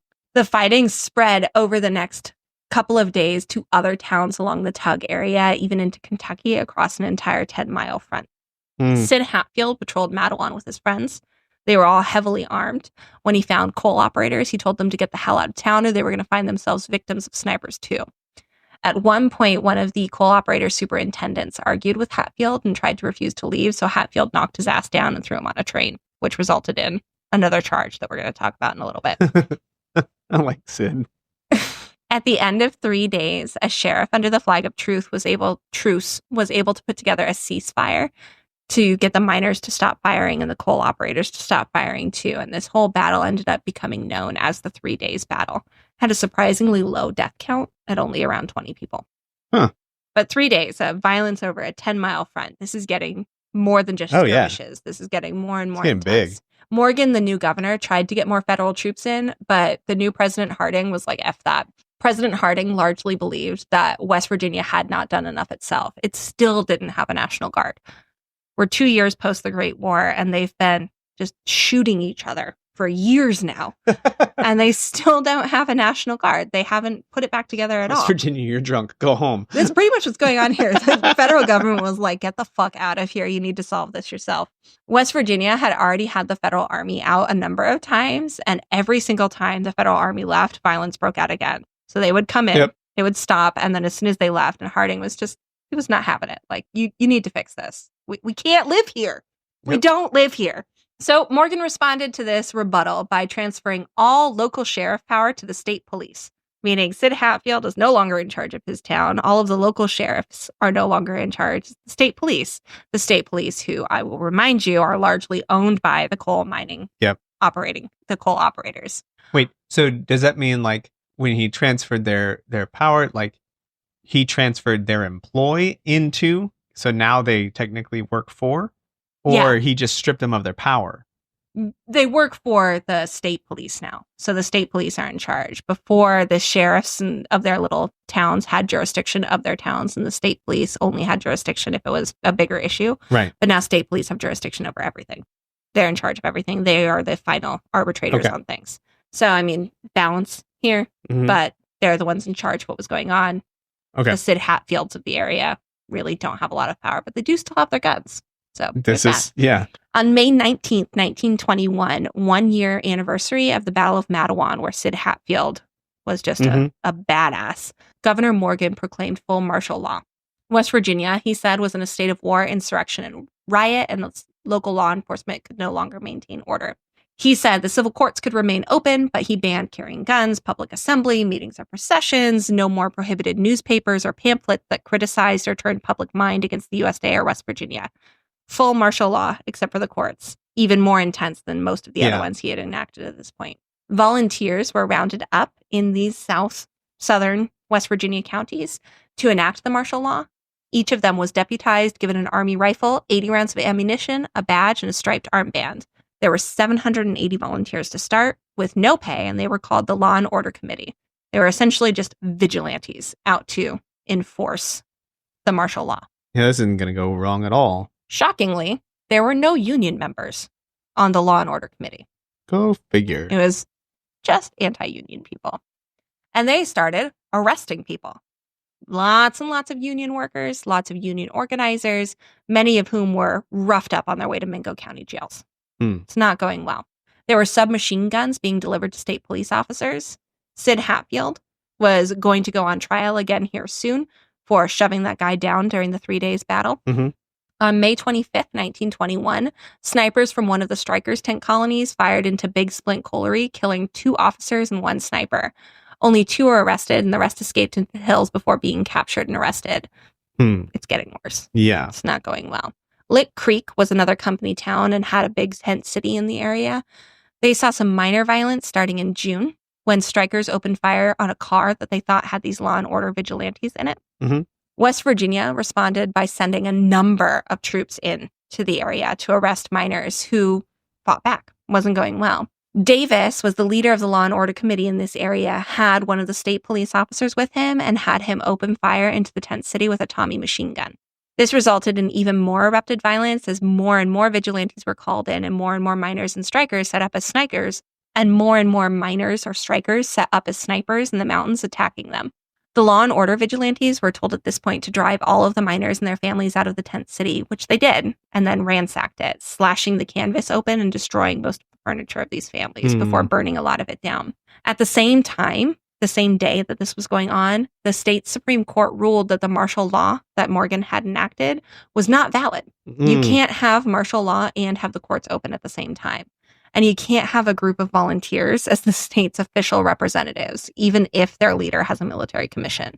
You cannot just bring in a group of vigilantes. That is not constitutional. Right. Makes a lot of sense. Sid Hatfield now has to appear in McDowell County while all of these little skirmishes, and they're not little to the people living them, right, but little skirmishes are breaking out. He needs to go on trial for the incident that happened during the 3 days battle. McDowell County is in Logan. Okay. This is the center of the mine operator's power. From the beginning, Sid Hatfield was really nervous about this trial, about his safety, and whether or not he was going to make it alive to the trial or out of the trial. I'm surprised, and maybe you just haven't talked about it. I'm surprised there haven't been more attempts on his life. Or I'm assuming you left out a lot of like assassination attempts of organizers. Yeah, I'm not talking about specifically, but it happened. A lot of organizers were actually straight up killed, along with just being roughed up and beat up. I'm just kind of touching on little pieces. Yeah, going over it's 20 a big, years. Big story, yeah. In McDowell, the sheriff promised Hatfield that he would be safe. Hatfield turned himself over, posted bail, and is in town on August 1st, 1921, planning on going the next morning to his trial. Sid Hatfield is there with his wife, Jessie, his best friend, Ed Chambers, and Ed Chambers' wife, Sally. They also brought along a man named Jim Kirkpatrick as a bodyguard for Sid. While they're there, they end up seeing a man named Livy. I haven't talked about him a lot yet, but Livy was one of those Baldwin Felts operators who worked undercover. He owned a restaurant in Matawan, invited all the union workers to use it as their headquarters, and the whole time he was reporting back. So they didn't know. They didn't know until the first trial of Sid Hatfield. Livy was there and testified against Sid, and he came out as a spy. Okay. So now they're here in McDowell, and they're seeing Livy everywhere. He's popping up everywhere. Ed, Jesse, Sid, and Sally are just existing nearby. So we're all on edge. That morning, they had breakfast. When the bell told 10:30, they knew it was time to head on over to the courthouse. Sid, Ed, Sally, Jesse, and Jim all make their way over to the courthouse. Unnoticed by Hatfield and his companions, a group of Baldwin Felts detectives are watching them from the top steps of the courthouse as they made their way in, including a man named Bill Salter, who during the Matawan massacre hid in a trash can to avoid being killed and then rolled himself down to the river and swam away. It's funny. As the group was coming up to the stairs, Sid Hatfield saw another one of his buddies, raised his hand to wave, and it was the last thing he ever did. The Baldwin Felts boys opened fire, just started shooting. Livy ran at them, and he actually reached over Ed Chambers' wife, Sally, and shot Ed directly in the neck before shooting him a number of times. As he went down, Sid Hatfield was hit multiple times. He was dead before he hit the ground. And while all of this was happening, he and a couple other Baldwin Felts goons were behind Hatfield and Chambers, shooting at the walls to set up their self-defense. Look, these boys shot at us too. They're the ones who opened fire first. God, I wanted Sid to come on. I know. I'm so sorry. Jesse Hatfield, when this all started happening, ran straight for the sheriff's office, basically screaming, "You promised that we would be safe. You promised that this was all going to be fine." Sally was a bit of tougher. She ended up taking her umbrella and beating the ever-loving shit out of the man who shot her husband, Ed Chambers, and finally had to be carried away from the scene because she was too busy trying to kill this man with her umbrella. So the women didn't get hit at all? Women didn't get hit. This was a clear assassination. Damn. They shot directly at, and I mean, good that the women didn't get shot, but it is. Jim Kirkpatrick was completely fucking useless. He ran and hid. Just because that's awful. Sally, though, I love the mental image of her beating the hell out of somebody with her umbrella. Good. Because of what happened. While she was beating him, she was yelling at them, "What'd you do this all for? We didn't come down here for this." And Salter, who also hid in a trash can, rolled out of the Mattawan massacre, told her, "Well, that's all right. We didn't come down to Mattawan on the 19th of May for this either." Dick. Very clear this was assassination. Yeah. It was payback. After they moved Sally, though, they put pistols in Hatfield and Chambers' hands and claimed self-defense. They were arrested and tried not too long after, and they were ultimately found not guilty. Asshole. They were completely acquitted. Of course. It's a company town. It's a company town. This is, in the middle of Logan. So on August 2nd, 1921, a few months after he'd returned victorious from his acquittal, where he had shaken so many hands, his hands swelled, Hatfield made his last return to Mattawan in a casket. This time, there was an even larger crowd. Over 2,000 people lined the streets of Mattawan. They turned him into a martyr. And completely turned him into a martyr. Oof. UMW closed its headquarters for the day and posted a sign on the door. "Shall the government live by the people, for the people, and by the people in West Virginia, or be destroyed by the Baldwin Felts Detective Agency?"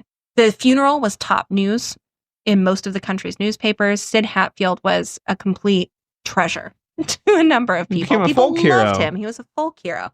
So his death and his funeral was a huge, huge news. State police and armed militia roamed Mattawan at this point looking for violence, but there wasn't any to be had, at least during the funeral and the few days following. People were heated along with being grief-stricken. Sam Montgomery, I had mentioned earlier, the man who ran for governor that split the ticket, he was there. He gave the eulogy, and he gave a fiery eulogy. It was equal parts rage and grief. One quote from it: "We have gathered here today to perform the last sad rites for these two boys who fell victims to one of the most contemptible systems that has ever been known to exist in the history of the so-called civilized world. Sleek, dignified, church-going gentlemen who would rather pay fabulous sums to their hired gunmen to kill and slay men for joining a union than to pay like or less amounts to the men who delve into the subterranean depths of the earth and produce wealth for them. There can be no peace in West Virginia until the enforcement of laws is removed from the hands of private detective agencies and from those of deputy sheriffs who are paid not by the state but by the great corporations, most of them owned by non-residents who have no interest in West Virginia's tomorrow." Oof. Why does that sound? This whole story is so... You can see so many lines. So many lines. The story of Sid Hatfield's slaying swept through the coal fields of West Virginia, as did the words of Montgomery's speech. While this is happening, there's still hundreds of Union men in jail without any formal charges or the option of bond that were arrested by that Law and Order Committee.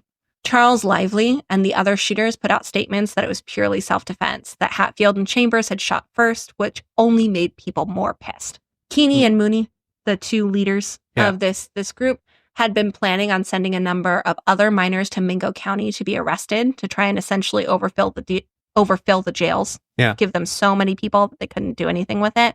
But with the slaying, we're kind of debating what they were going to do at this point because it's a powder keg. It is ready to blow at this point. In response to the brazen murders on August 7th, 1921, the UMW leadership, Mooney and Keeney, submitted a list of demands to the West Virginia Governor Morgan, which they explained their grievances against the coal mining companies, hoping that he would be smart enough to do something before it completely erupted.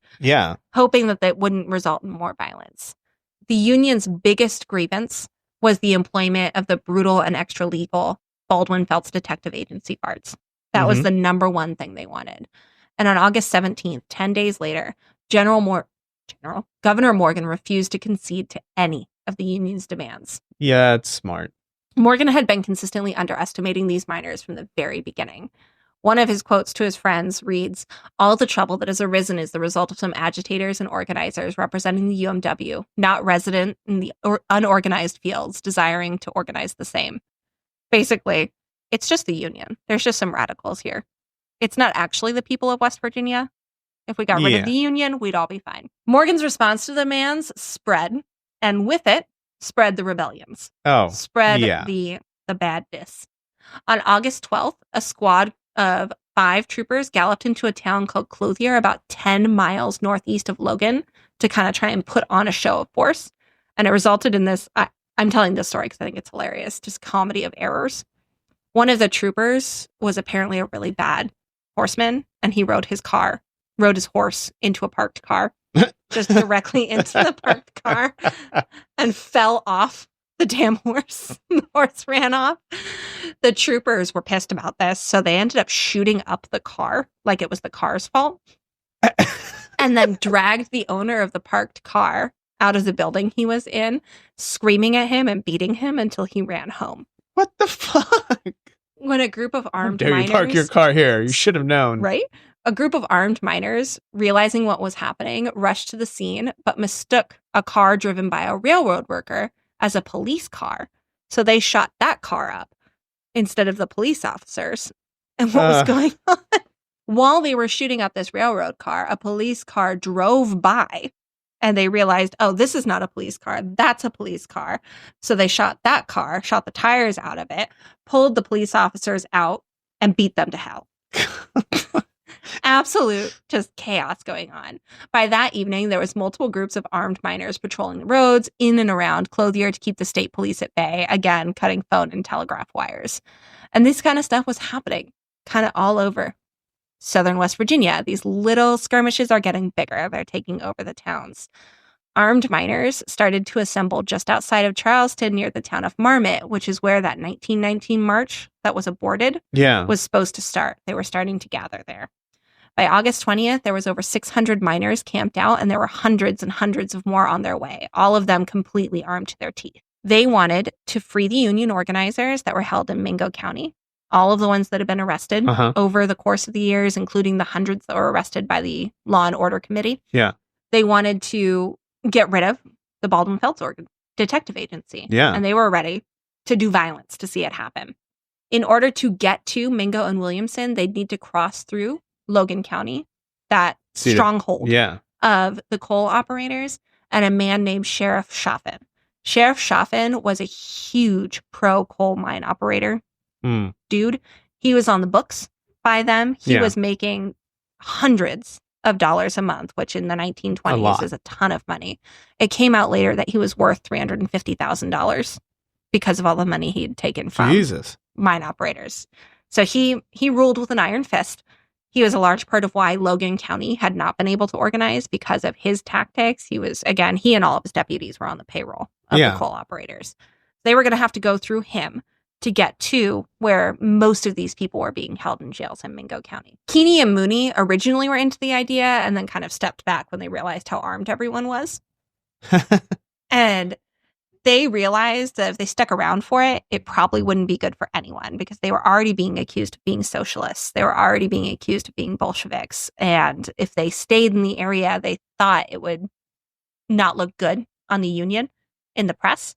So they were trying to come up with what they were going to do here because they wanted to support the miners, but they also knew that their presence was not going to look good in the press for everyone. Keeney at this point was really just kind of at the end of his rope. He was sick and tired of West Virginia's bullshit. He was sick and tired of coal operators. He wanted this to succeed, but I don't think he really knew what he could do. One of his quotes from this time was, "I've interfered time and time again to stop such enterprises. I seem to have halted them only temporarily. This time they can march to Mingo so far as I'm concerned. Like, do it, boys. Go for it. I don't care. Yeah. I'm going to do my best to keep the press from lambasting you. But that's about all I can do at this point because all of our organizing, all of our negotiations they're doing nothing. They're not working." The trek from Marmot would be 50 miles through fairly harsh mountainous terrains. Though I will say most of these people who were marching were from the area. Yeah. They knew it a lot better than others. Don Chaffin, the sheriff of Logan County, was ready.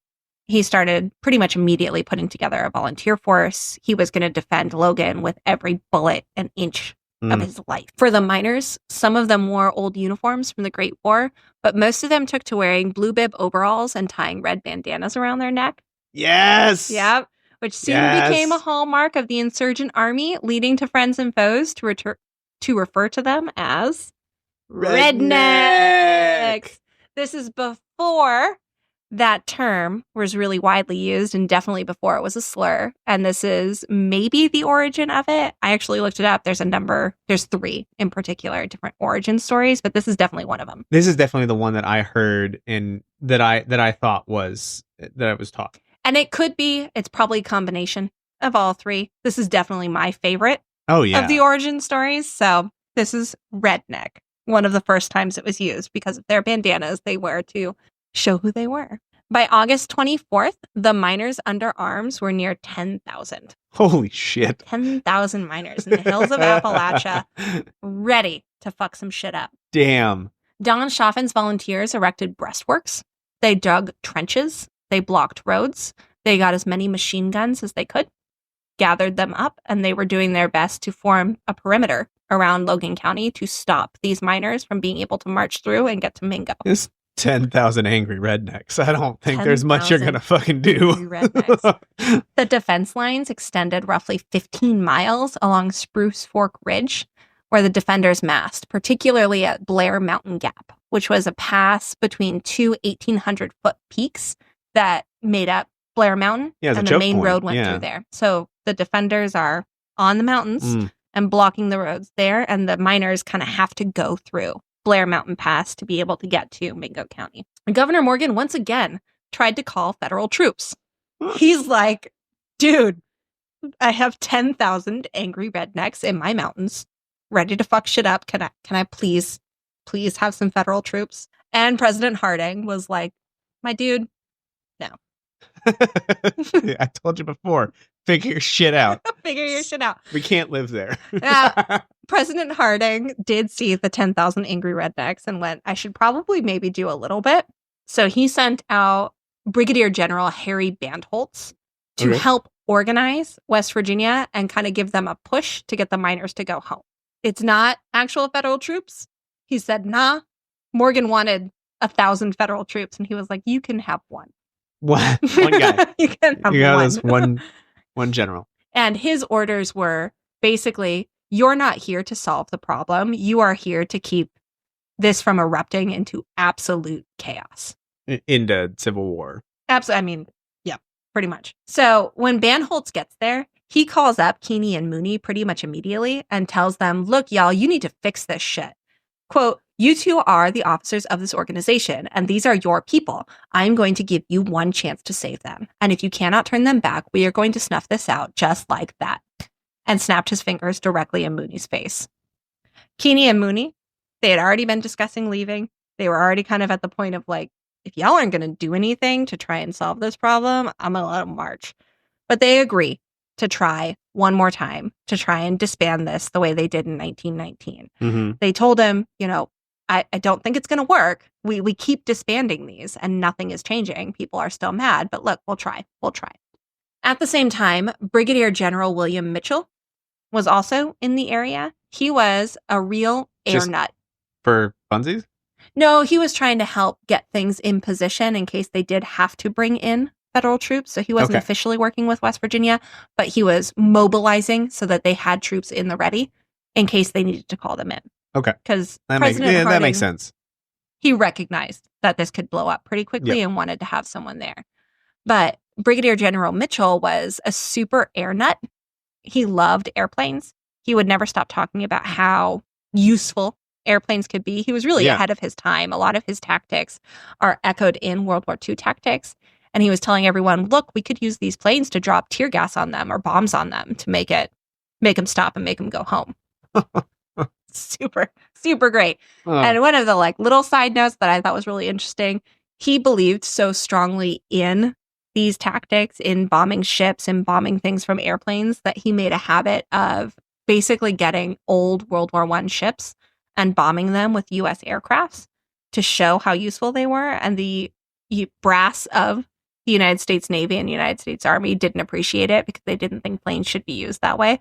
So he just kept blowing up ships to be like, look, we can blow up ships, guys. Let's do this. And they were like, stop it, Billy. Go home. Stop blowing up ships, Billy. So I got a real kick out of that. I mean, he was right. He was ahead of his time. They were wrong and he was right. A couple of days before he was called out to West Virginia to put together the Air Corps for that and put together all of the other troops for that, he actually blew up a old Imperial German Navy ship right off the coast of Virginia. There are you, man. Wow. Stories of mine operators killing women and children in Blair, where that big defense stronghold was, started to spread through the crowd of rebels that were still debating on whether or not they should go. Keeney and Mooney are there trying to get them to disperse. And where did these stories of women and children being killed come from? Just rumors that started spreading. There's not a ton of evidence that it was actually happening, though I think there's a good argument to be made when you're firing machine guns indiscriminately into 10 cities. That's probably where the rumors started. Yeah, fair enough. But they got bigger. Lewis White, one of the union organizers, ended up leading a group of 300 miners on a hijacked train to Blair before everyone had decided exactly what they were going to do. So we now have people officially marching into the chaos. While that train is going, Keeney and Miney are trying to subdue the crowd. They ended up getting an agreement from Morgan to give the miners some of what they wanted, and most of the miners had agreed that they would go home. There were supposed to be special trains called out by General Morgan that took hours longer than they should have to load up the miners and take them to their individual homes. Okay. This is supposed to happen, and some of them did start making their way home, despite the fact that the trains took hours and hours and hours to get there. But there's still a lot of milling, a lot of uneasy tension. Okay. There's a peace, briefly. Don Chaffin decided, the sheriff of Logan County, that this was the perfect time for him to go ahead and serve 40 arrest warrants on miners who had disarmed and embarrassed the state police officers in that Clothier County, the one who had rode into the car. He said, this is the time now. Now that everyone has gone a little bit peaceful and it looks like we maybe avoided 10,000 angry rednecks marching on my town, I'm going to go ahead and go piss them off. He sent 200 of the sheriff deputies that he had deputized and 90 state troopers into Clothier to carry out these arrests. Clothier was still being patrolled by the mine operators. It was still by the miners. It was still under control of the Union, the ones who hadn't left to go march on Logan County. They managed to arrest 8 miners on their way into town before they were stopped by another group of miners asking them what the hell they were doing in town. The sheriff responded with, "We've come after you goddamn miners," which predictably started the shooting. Shockingly. That's your best foot forward there, man. Clearly Don Chaffin knew that he was sad that he wasn't going to have his shootout, so he sent the most cantankerous people to carry this out. I kind of think, I get the sense that people in these positions don't think it's going to blow up in their face. Maybe. They think that they have the might. And that they could be. It's that idea of might is right. Mm-hmm. And, okay, well, now I'm going to put the hurt on you. Yep. Could be. You're going to take it because I'm bigger or whatever. And even most they're not bigger. Nope. So when the shooting started, 3 out of the 8 miners that had been arrested were shot and killed in the initial volleys. And the sheriffs decided pretty quickly that we should probably not be here. This is maybe not a great plan. You done fucked up, son. So they started trying to retreat back to Logan with their 5 remaining prisoners. 4 of the deputies were captured by the miners and kept under lock and key. News of this incursion began to spread, but tales of it got worse and worse with retelling in a game of telephone, with accusations, again, that the sheriffs were killing women and children along with Union miners. So it went from a shootout to now we're killing all the moms, all the babies, all that kind of stuff. And this was the spark. Coal miners were done. They started marching. They're not going home. We're not dealing with this. We're going out. We're doing it. As they started marching out, they started looting coal company stores, walking off with guns and ammunitions and supplies. In the town of Gallagher on Cabin Creek, where that very initial strike we talked about happened, They stole a 111-shot Gatling gun from the company. Why does a coal company have that kind of artillery? I am shocked by the number of artillery weapons that came up in this story. There's a lot of Gatling guns and machine guns in West Virginia in early 19th. I mean, like, I can understand for the era, I can understand Tommy guns, but a fucking Gatling gun? It's nuts. What? I don't understand machine guns. Why does a company need you? Come on. Well, now the miners have it. In Fayetteville, miners hauled out a machine gun with 10,000 rounds that they had stolen from the Willis Branch mine months before and had hidden in the forests. Miners started stopping trucks, cars, and trains at gunpoint and just loaded all of themselves and their weapons onto them, going off into the mountains, ready to get to Mingo. Hearing glorious banjos playing. Very much. They came from all over the state. Morgan tried to have the train shut down because the miners kept commandeering them, but the miners decided at that point they'd just commandeer and take the crew too. They took most of the trains, loaded them up with rednecks, and were taking them off into the countryside to go deal with Don Shoffin. They also stole logging cars, and a number of miners arrived on logging trucks. There was no written plan, there was no truly organizational structure, but it was clear that their objective was to make Governor Morgan comply with the union demands from earlier that month. There was a ton of singing, like you said, banjos. There was one poignant ballad that really kind of stuck with me while I was reading about it, and one of the lines from it was, "Every little river must go down to the sea. All the slaving miners in our union will be free. Going to march on Blair Mountain, going to whip the company, and I don't want you to weep after me." That's actually pretty awesome. It's beautiful. Like it's I can hear the banjos. Mm-hmm. It's beautiful. August 29th, the governor once again wired the Secretary of War and the president for help, going, "Oh shit. It's not going well." He cited the gun battle and told them, "Look, now I also have 4 deputies that are being held hostage by these miners. Like, I'm not doing good, guys. It's not going well." Doing well. On top of this, Shoffin was telling Morgan that if the miners didn't release his men, he would march on them to get the men back. So he's going to go ahead and march out on Clothier to get his men back. Miners had actually offered to release them if Shoffin released 10 miners for every deputy, and Shoffin had been like, "Nah, fuck that, I'm not doing that." The Secretary of War and the president both insisted that West Virginia had to handle this on their own. Once again, you've got one dude. Figure it out. On August 30th, Morgan wired him and said, "Danger of attack on Logan County by armed insurrectionists is so imminent that legislature cannot be assembled in time to eliminate the probability of clash and bloodshed. Number of insurrectionists is constantly growing and immediate action is vital." Harding said, "You know what? No. But here's a proclamation. All miners go home by September 1st. That's what you get from me." A proclamation saying go home. You have your one dude. Figure it out. The more I'm more and more convinced that like they didn't want any of the ire. I mean, on that. There's so many reasons, but I also they didn't there's want to no National Guard in West Virginia. They still haven't put together the National Guard. The whole country the whole state is shooting each other, and they don't have a National Guard. They've had now, but they're only shooting each other. That's true. They're not shooting outside of West Virginia. From the federal so it's not our problem. The argument of West Virginia needs to handle it makes a ton of sense to me. Like, they don't have a National Guard. That's what the National Guard is for. I get that. And yes, I do also think there's the component of it's over there. Just West Virginia. They're only shooting each other. So let them shoot each other. Let them do it. And they won't shoot any of us. Oh, so that's where we are. Proclamation has been issued. Quote, "All persons engaged in said unlawful and insurrectionary proceedings to disperse and retire peacefully by noon September 1st. This is the first proclamation of its type since the Great War.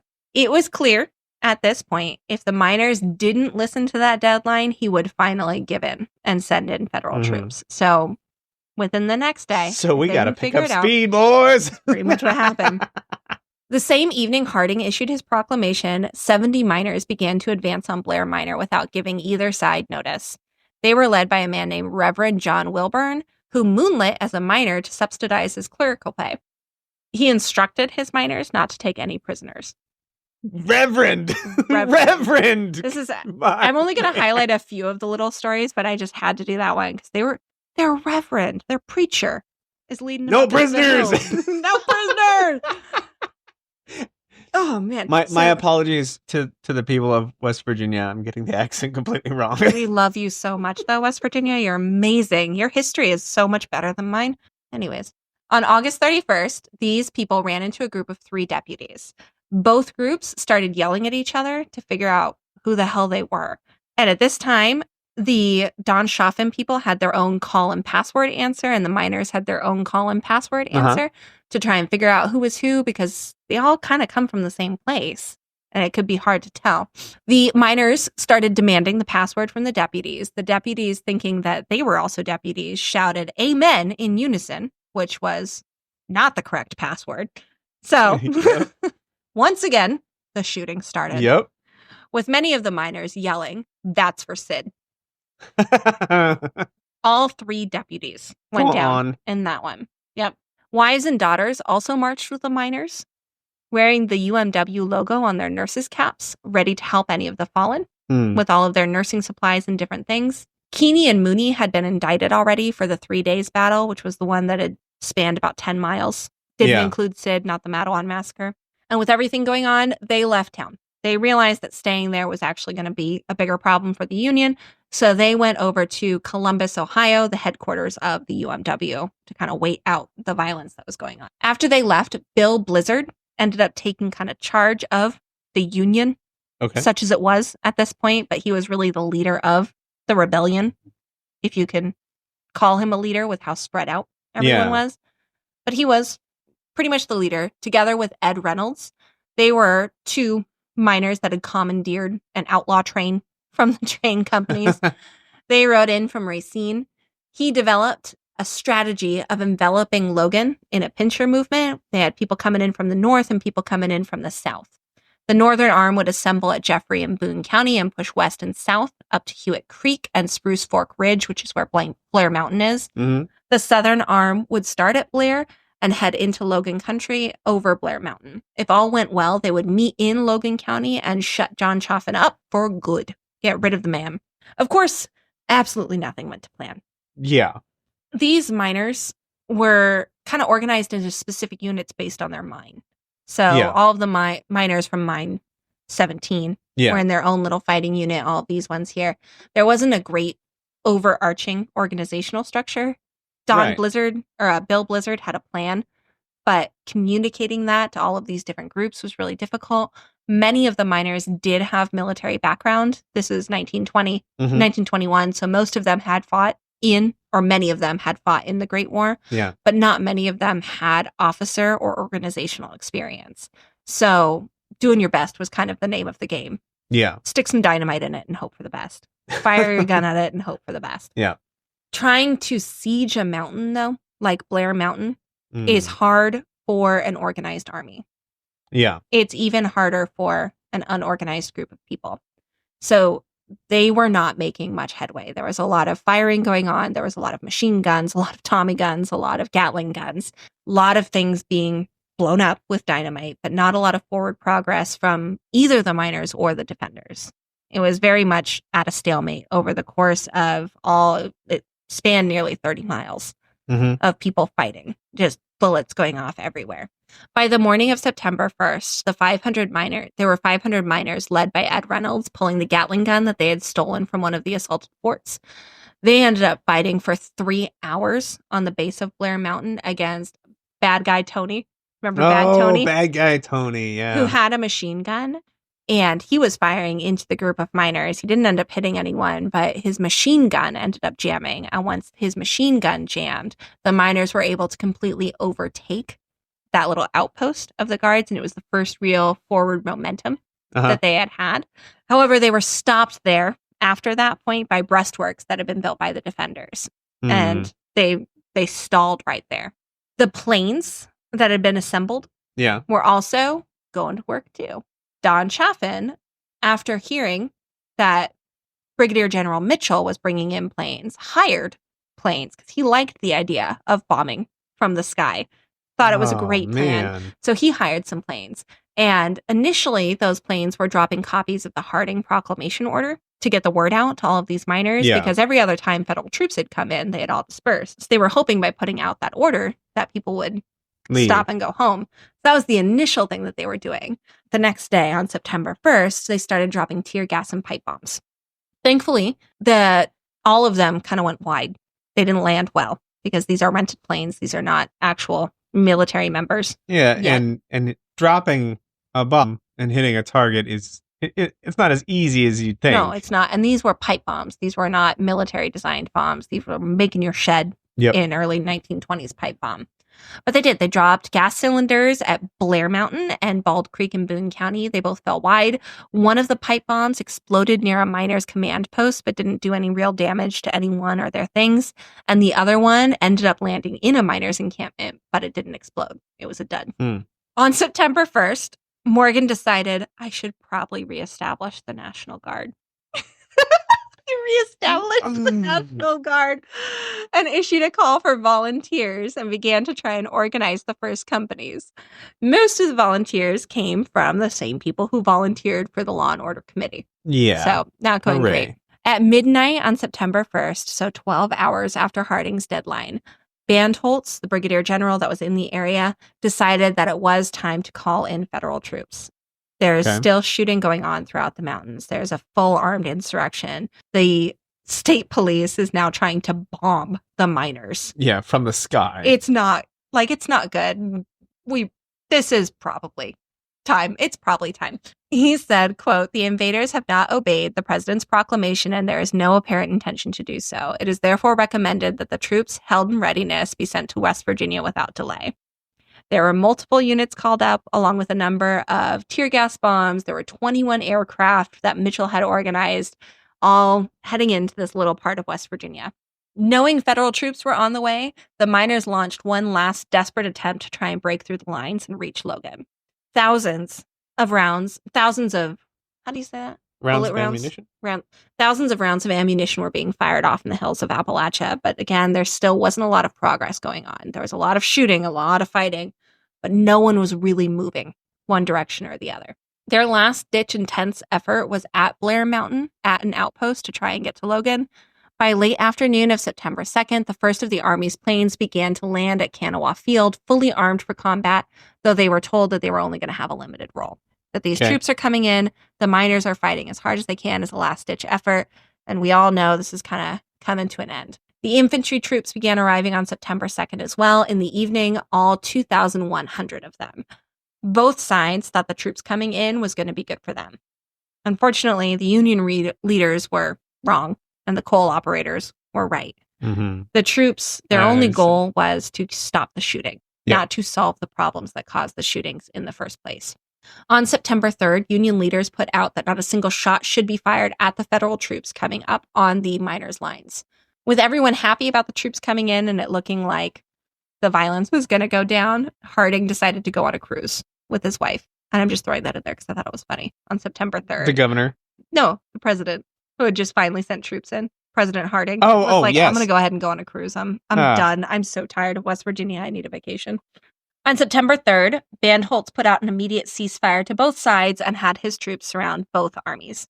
Blizzard, who was the one who was still there and in charge of the miners, went with one of the federal troop captains to try and lead his various men out of the mountains, which for the most part, they did follow him and leave when they were supposed to. The miners really did willingly go out of the hills 99% of the time. Again, their beef was with the mine operators, not with Uncle Sam. No one wanted to fight the federal government, and the prevailing hope was still that this would end up being good for their cause because of the attention it would bring to the Union and the injustice that was happening throughout these areas of West Virginia. It took through the weekend for all of the miners and hills to be reached by federal troops with the news. Once they heard, they generally went home, and there was no more major violence happening. The rebellion ended officially on September 4th, 1921. Thousands of rounds were shot off into the mountains. Around 1,000 miners had surrendered formally. Thousands more just kind of drifted home. In totality, though, only 400 guns were turned in by the miners, despite being told they had to turn in all of their weapons. Yeah. I don't blame them. No, I don't blame them at all. The precise death toll was never actually established. There were not many bodies found in the woods, but contemporary accounts stated that the miners carried their own dead out and buried them, along with the women who were marching with the miners to help their people. The official army total put the miner army numbers somewhere between 10 and 20,000. Damn. 10 to 20,000 people. Chaffin's at around 2,500. The Union claimed if it hadn't been stopped by federal troops, they would have won. Facts on the ground don't really support that.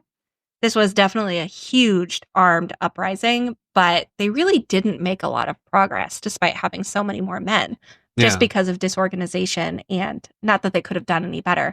But terrain. So and fortify against a fortified position. That's It was a big deal, but this was kind of the last breath for a while of the Union. When they lost this, everyone really lost a lot of momentum because it was obvious that the tides had turned against unionizing and labor. So that is the largest armed uprising in the United States on American soil since the Civil War. And it's a big one. When I got the suggestion Kate gave me was to look up and look into the Battle for Blair Mountain, which on its own is really interesting and really cool. And I would consider it a disaster on a number of different levels. But that led me to realizing this is way more than just one battle. This is something that was coming for years and years and years. And they may not have gotten exactly what they wanted when they wanted, but what they did set the stage for Franklin Roosevelt and the New Deal. When the Great Depression happened, there was a huge realization in the country that we really needed to support our workers. Things really needed to change because this is not going well. During the New Deal period, a number of new labor protections and laws came in. Things like the 8-hour workday, the 40-hour work week, no more child labor, though that's debatable how they put it in there. Right. More rights to organize from unions without interference. The minimum wage was enacted for the first time. A lot of those things I don't think would have happened as smoothly as they did without what these mine workers did, without the sacrifices that they made. And I'm not saying that violence is always the answer, but we saw a TikTok earlier today from, what's that guy? You don't even know! I love him so much. And he was talking about one of the only things that successful rebellions have in common is violence. And again, I'm not saying go out and be violent and things like that. But in this case, their passion, their refusal to lay down, laid a lot of the groundwork to allow us to live in a society that has the protections it has today. And those protections are not enough, I don't think. I think there's more things that need to be changed and more things that need to be done. But this is a heartbreaking story of sacrifice, and it did eventually pay off. Maybe not as quickly as those miners were hoping, but it was within their lifetime. It should have. Oh, definitely not as quickly as it never should have been allowed to exist in the first place. Right. But their sacrifices, their work did eventually lead to big changes in industry, big changes in government. And that's pretty awesome. That's a good legacy to have. Yeah. So that is my giant story. Woo. I left a lot out, and I'm so sorry that we weren't there last week, but this story had just so much to it. So, well, I mean, you're spanning a couple decades. And so many different little mini disasters. So much dynamite being blown up. So many Gatling guns. So many machine guns. So many rednecks in the hills being badasses. Like, I love it. And I can't wait to go back to West Virginia this summer and think about that. Oh, yeah. I was looking at the map where we usually go for our camping trip is not that far from where this is. Really? So I definitely want to go and see the national marker for Blair Mountain and go visit Blair Mountain. So that's on the list. I will, on the social medias, not TikTok, post pictures of it when we make it out there, though. So yeah, that's my story. What do you think? I liked it. It's a lot. It's a lot of information. A lot of, like I said, it spans years and thousands upon thousands of people. So, like, well done. I like stories of a good rebellion. Bringing it in and creating story through it. The story was there, but you told it well and walked us through the whole of all the events and the interconnectedness. And how much do you want to be Sid Hatfield right now? I want a movie Sid Hatfield so bad. Sid Hatfield is probably my favorite. I'm going to say character, but one of my favorite people I have read about. Like a movie of this general uprising would be. There is, I'm going to link it in the show notes, a super fabulous documentary on this that's on Prime called, I think it's The Mine Wars is the name of it. I'll double check and it'll be linked in the show notes. I highly recommend everyone watch that because there are so many pictures and videos of this time period They had videos of the sheriff deputies raiding the tent encampments and really? slashing things and burning their furniture and smashing it. The pictures and videos of Sid laughing, or like Sid loved to pose for the newspapers with his pistols. So there's a number of photos of Sid smiling with his 2 pistols up. Nice. And Sid was like missing half his teeth. And just, again, I say coiled violence because you look at him and it is just coiled violence. He's this tall, lanky dude, very West Virginian, if you know that area. And you can just feel it flowing off of him. And it's not menacing violence. It's just, this is a man who knows what he's doing. Yeah. And you should tread maybe softly. Make sure he likes you.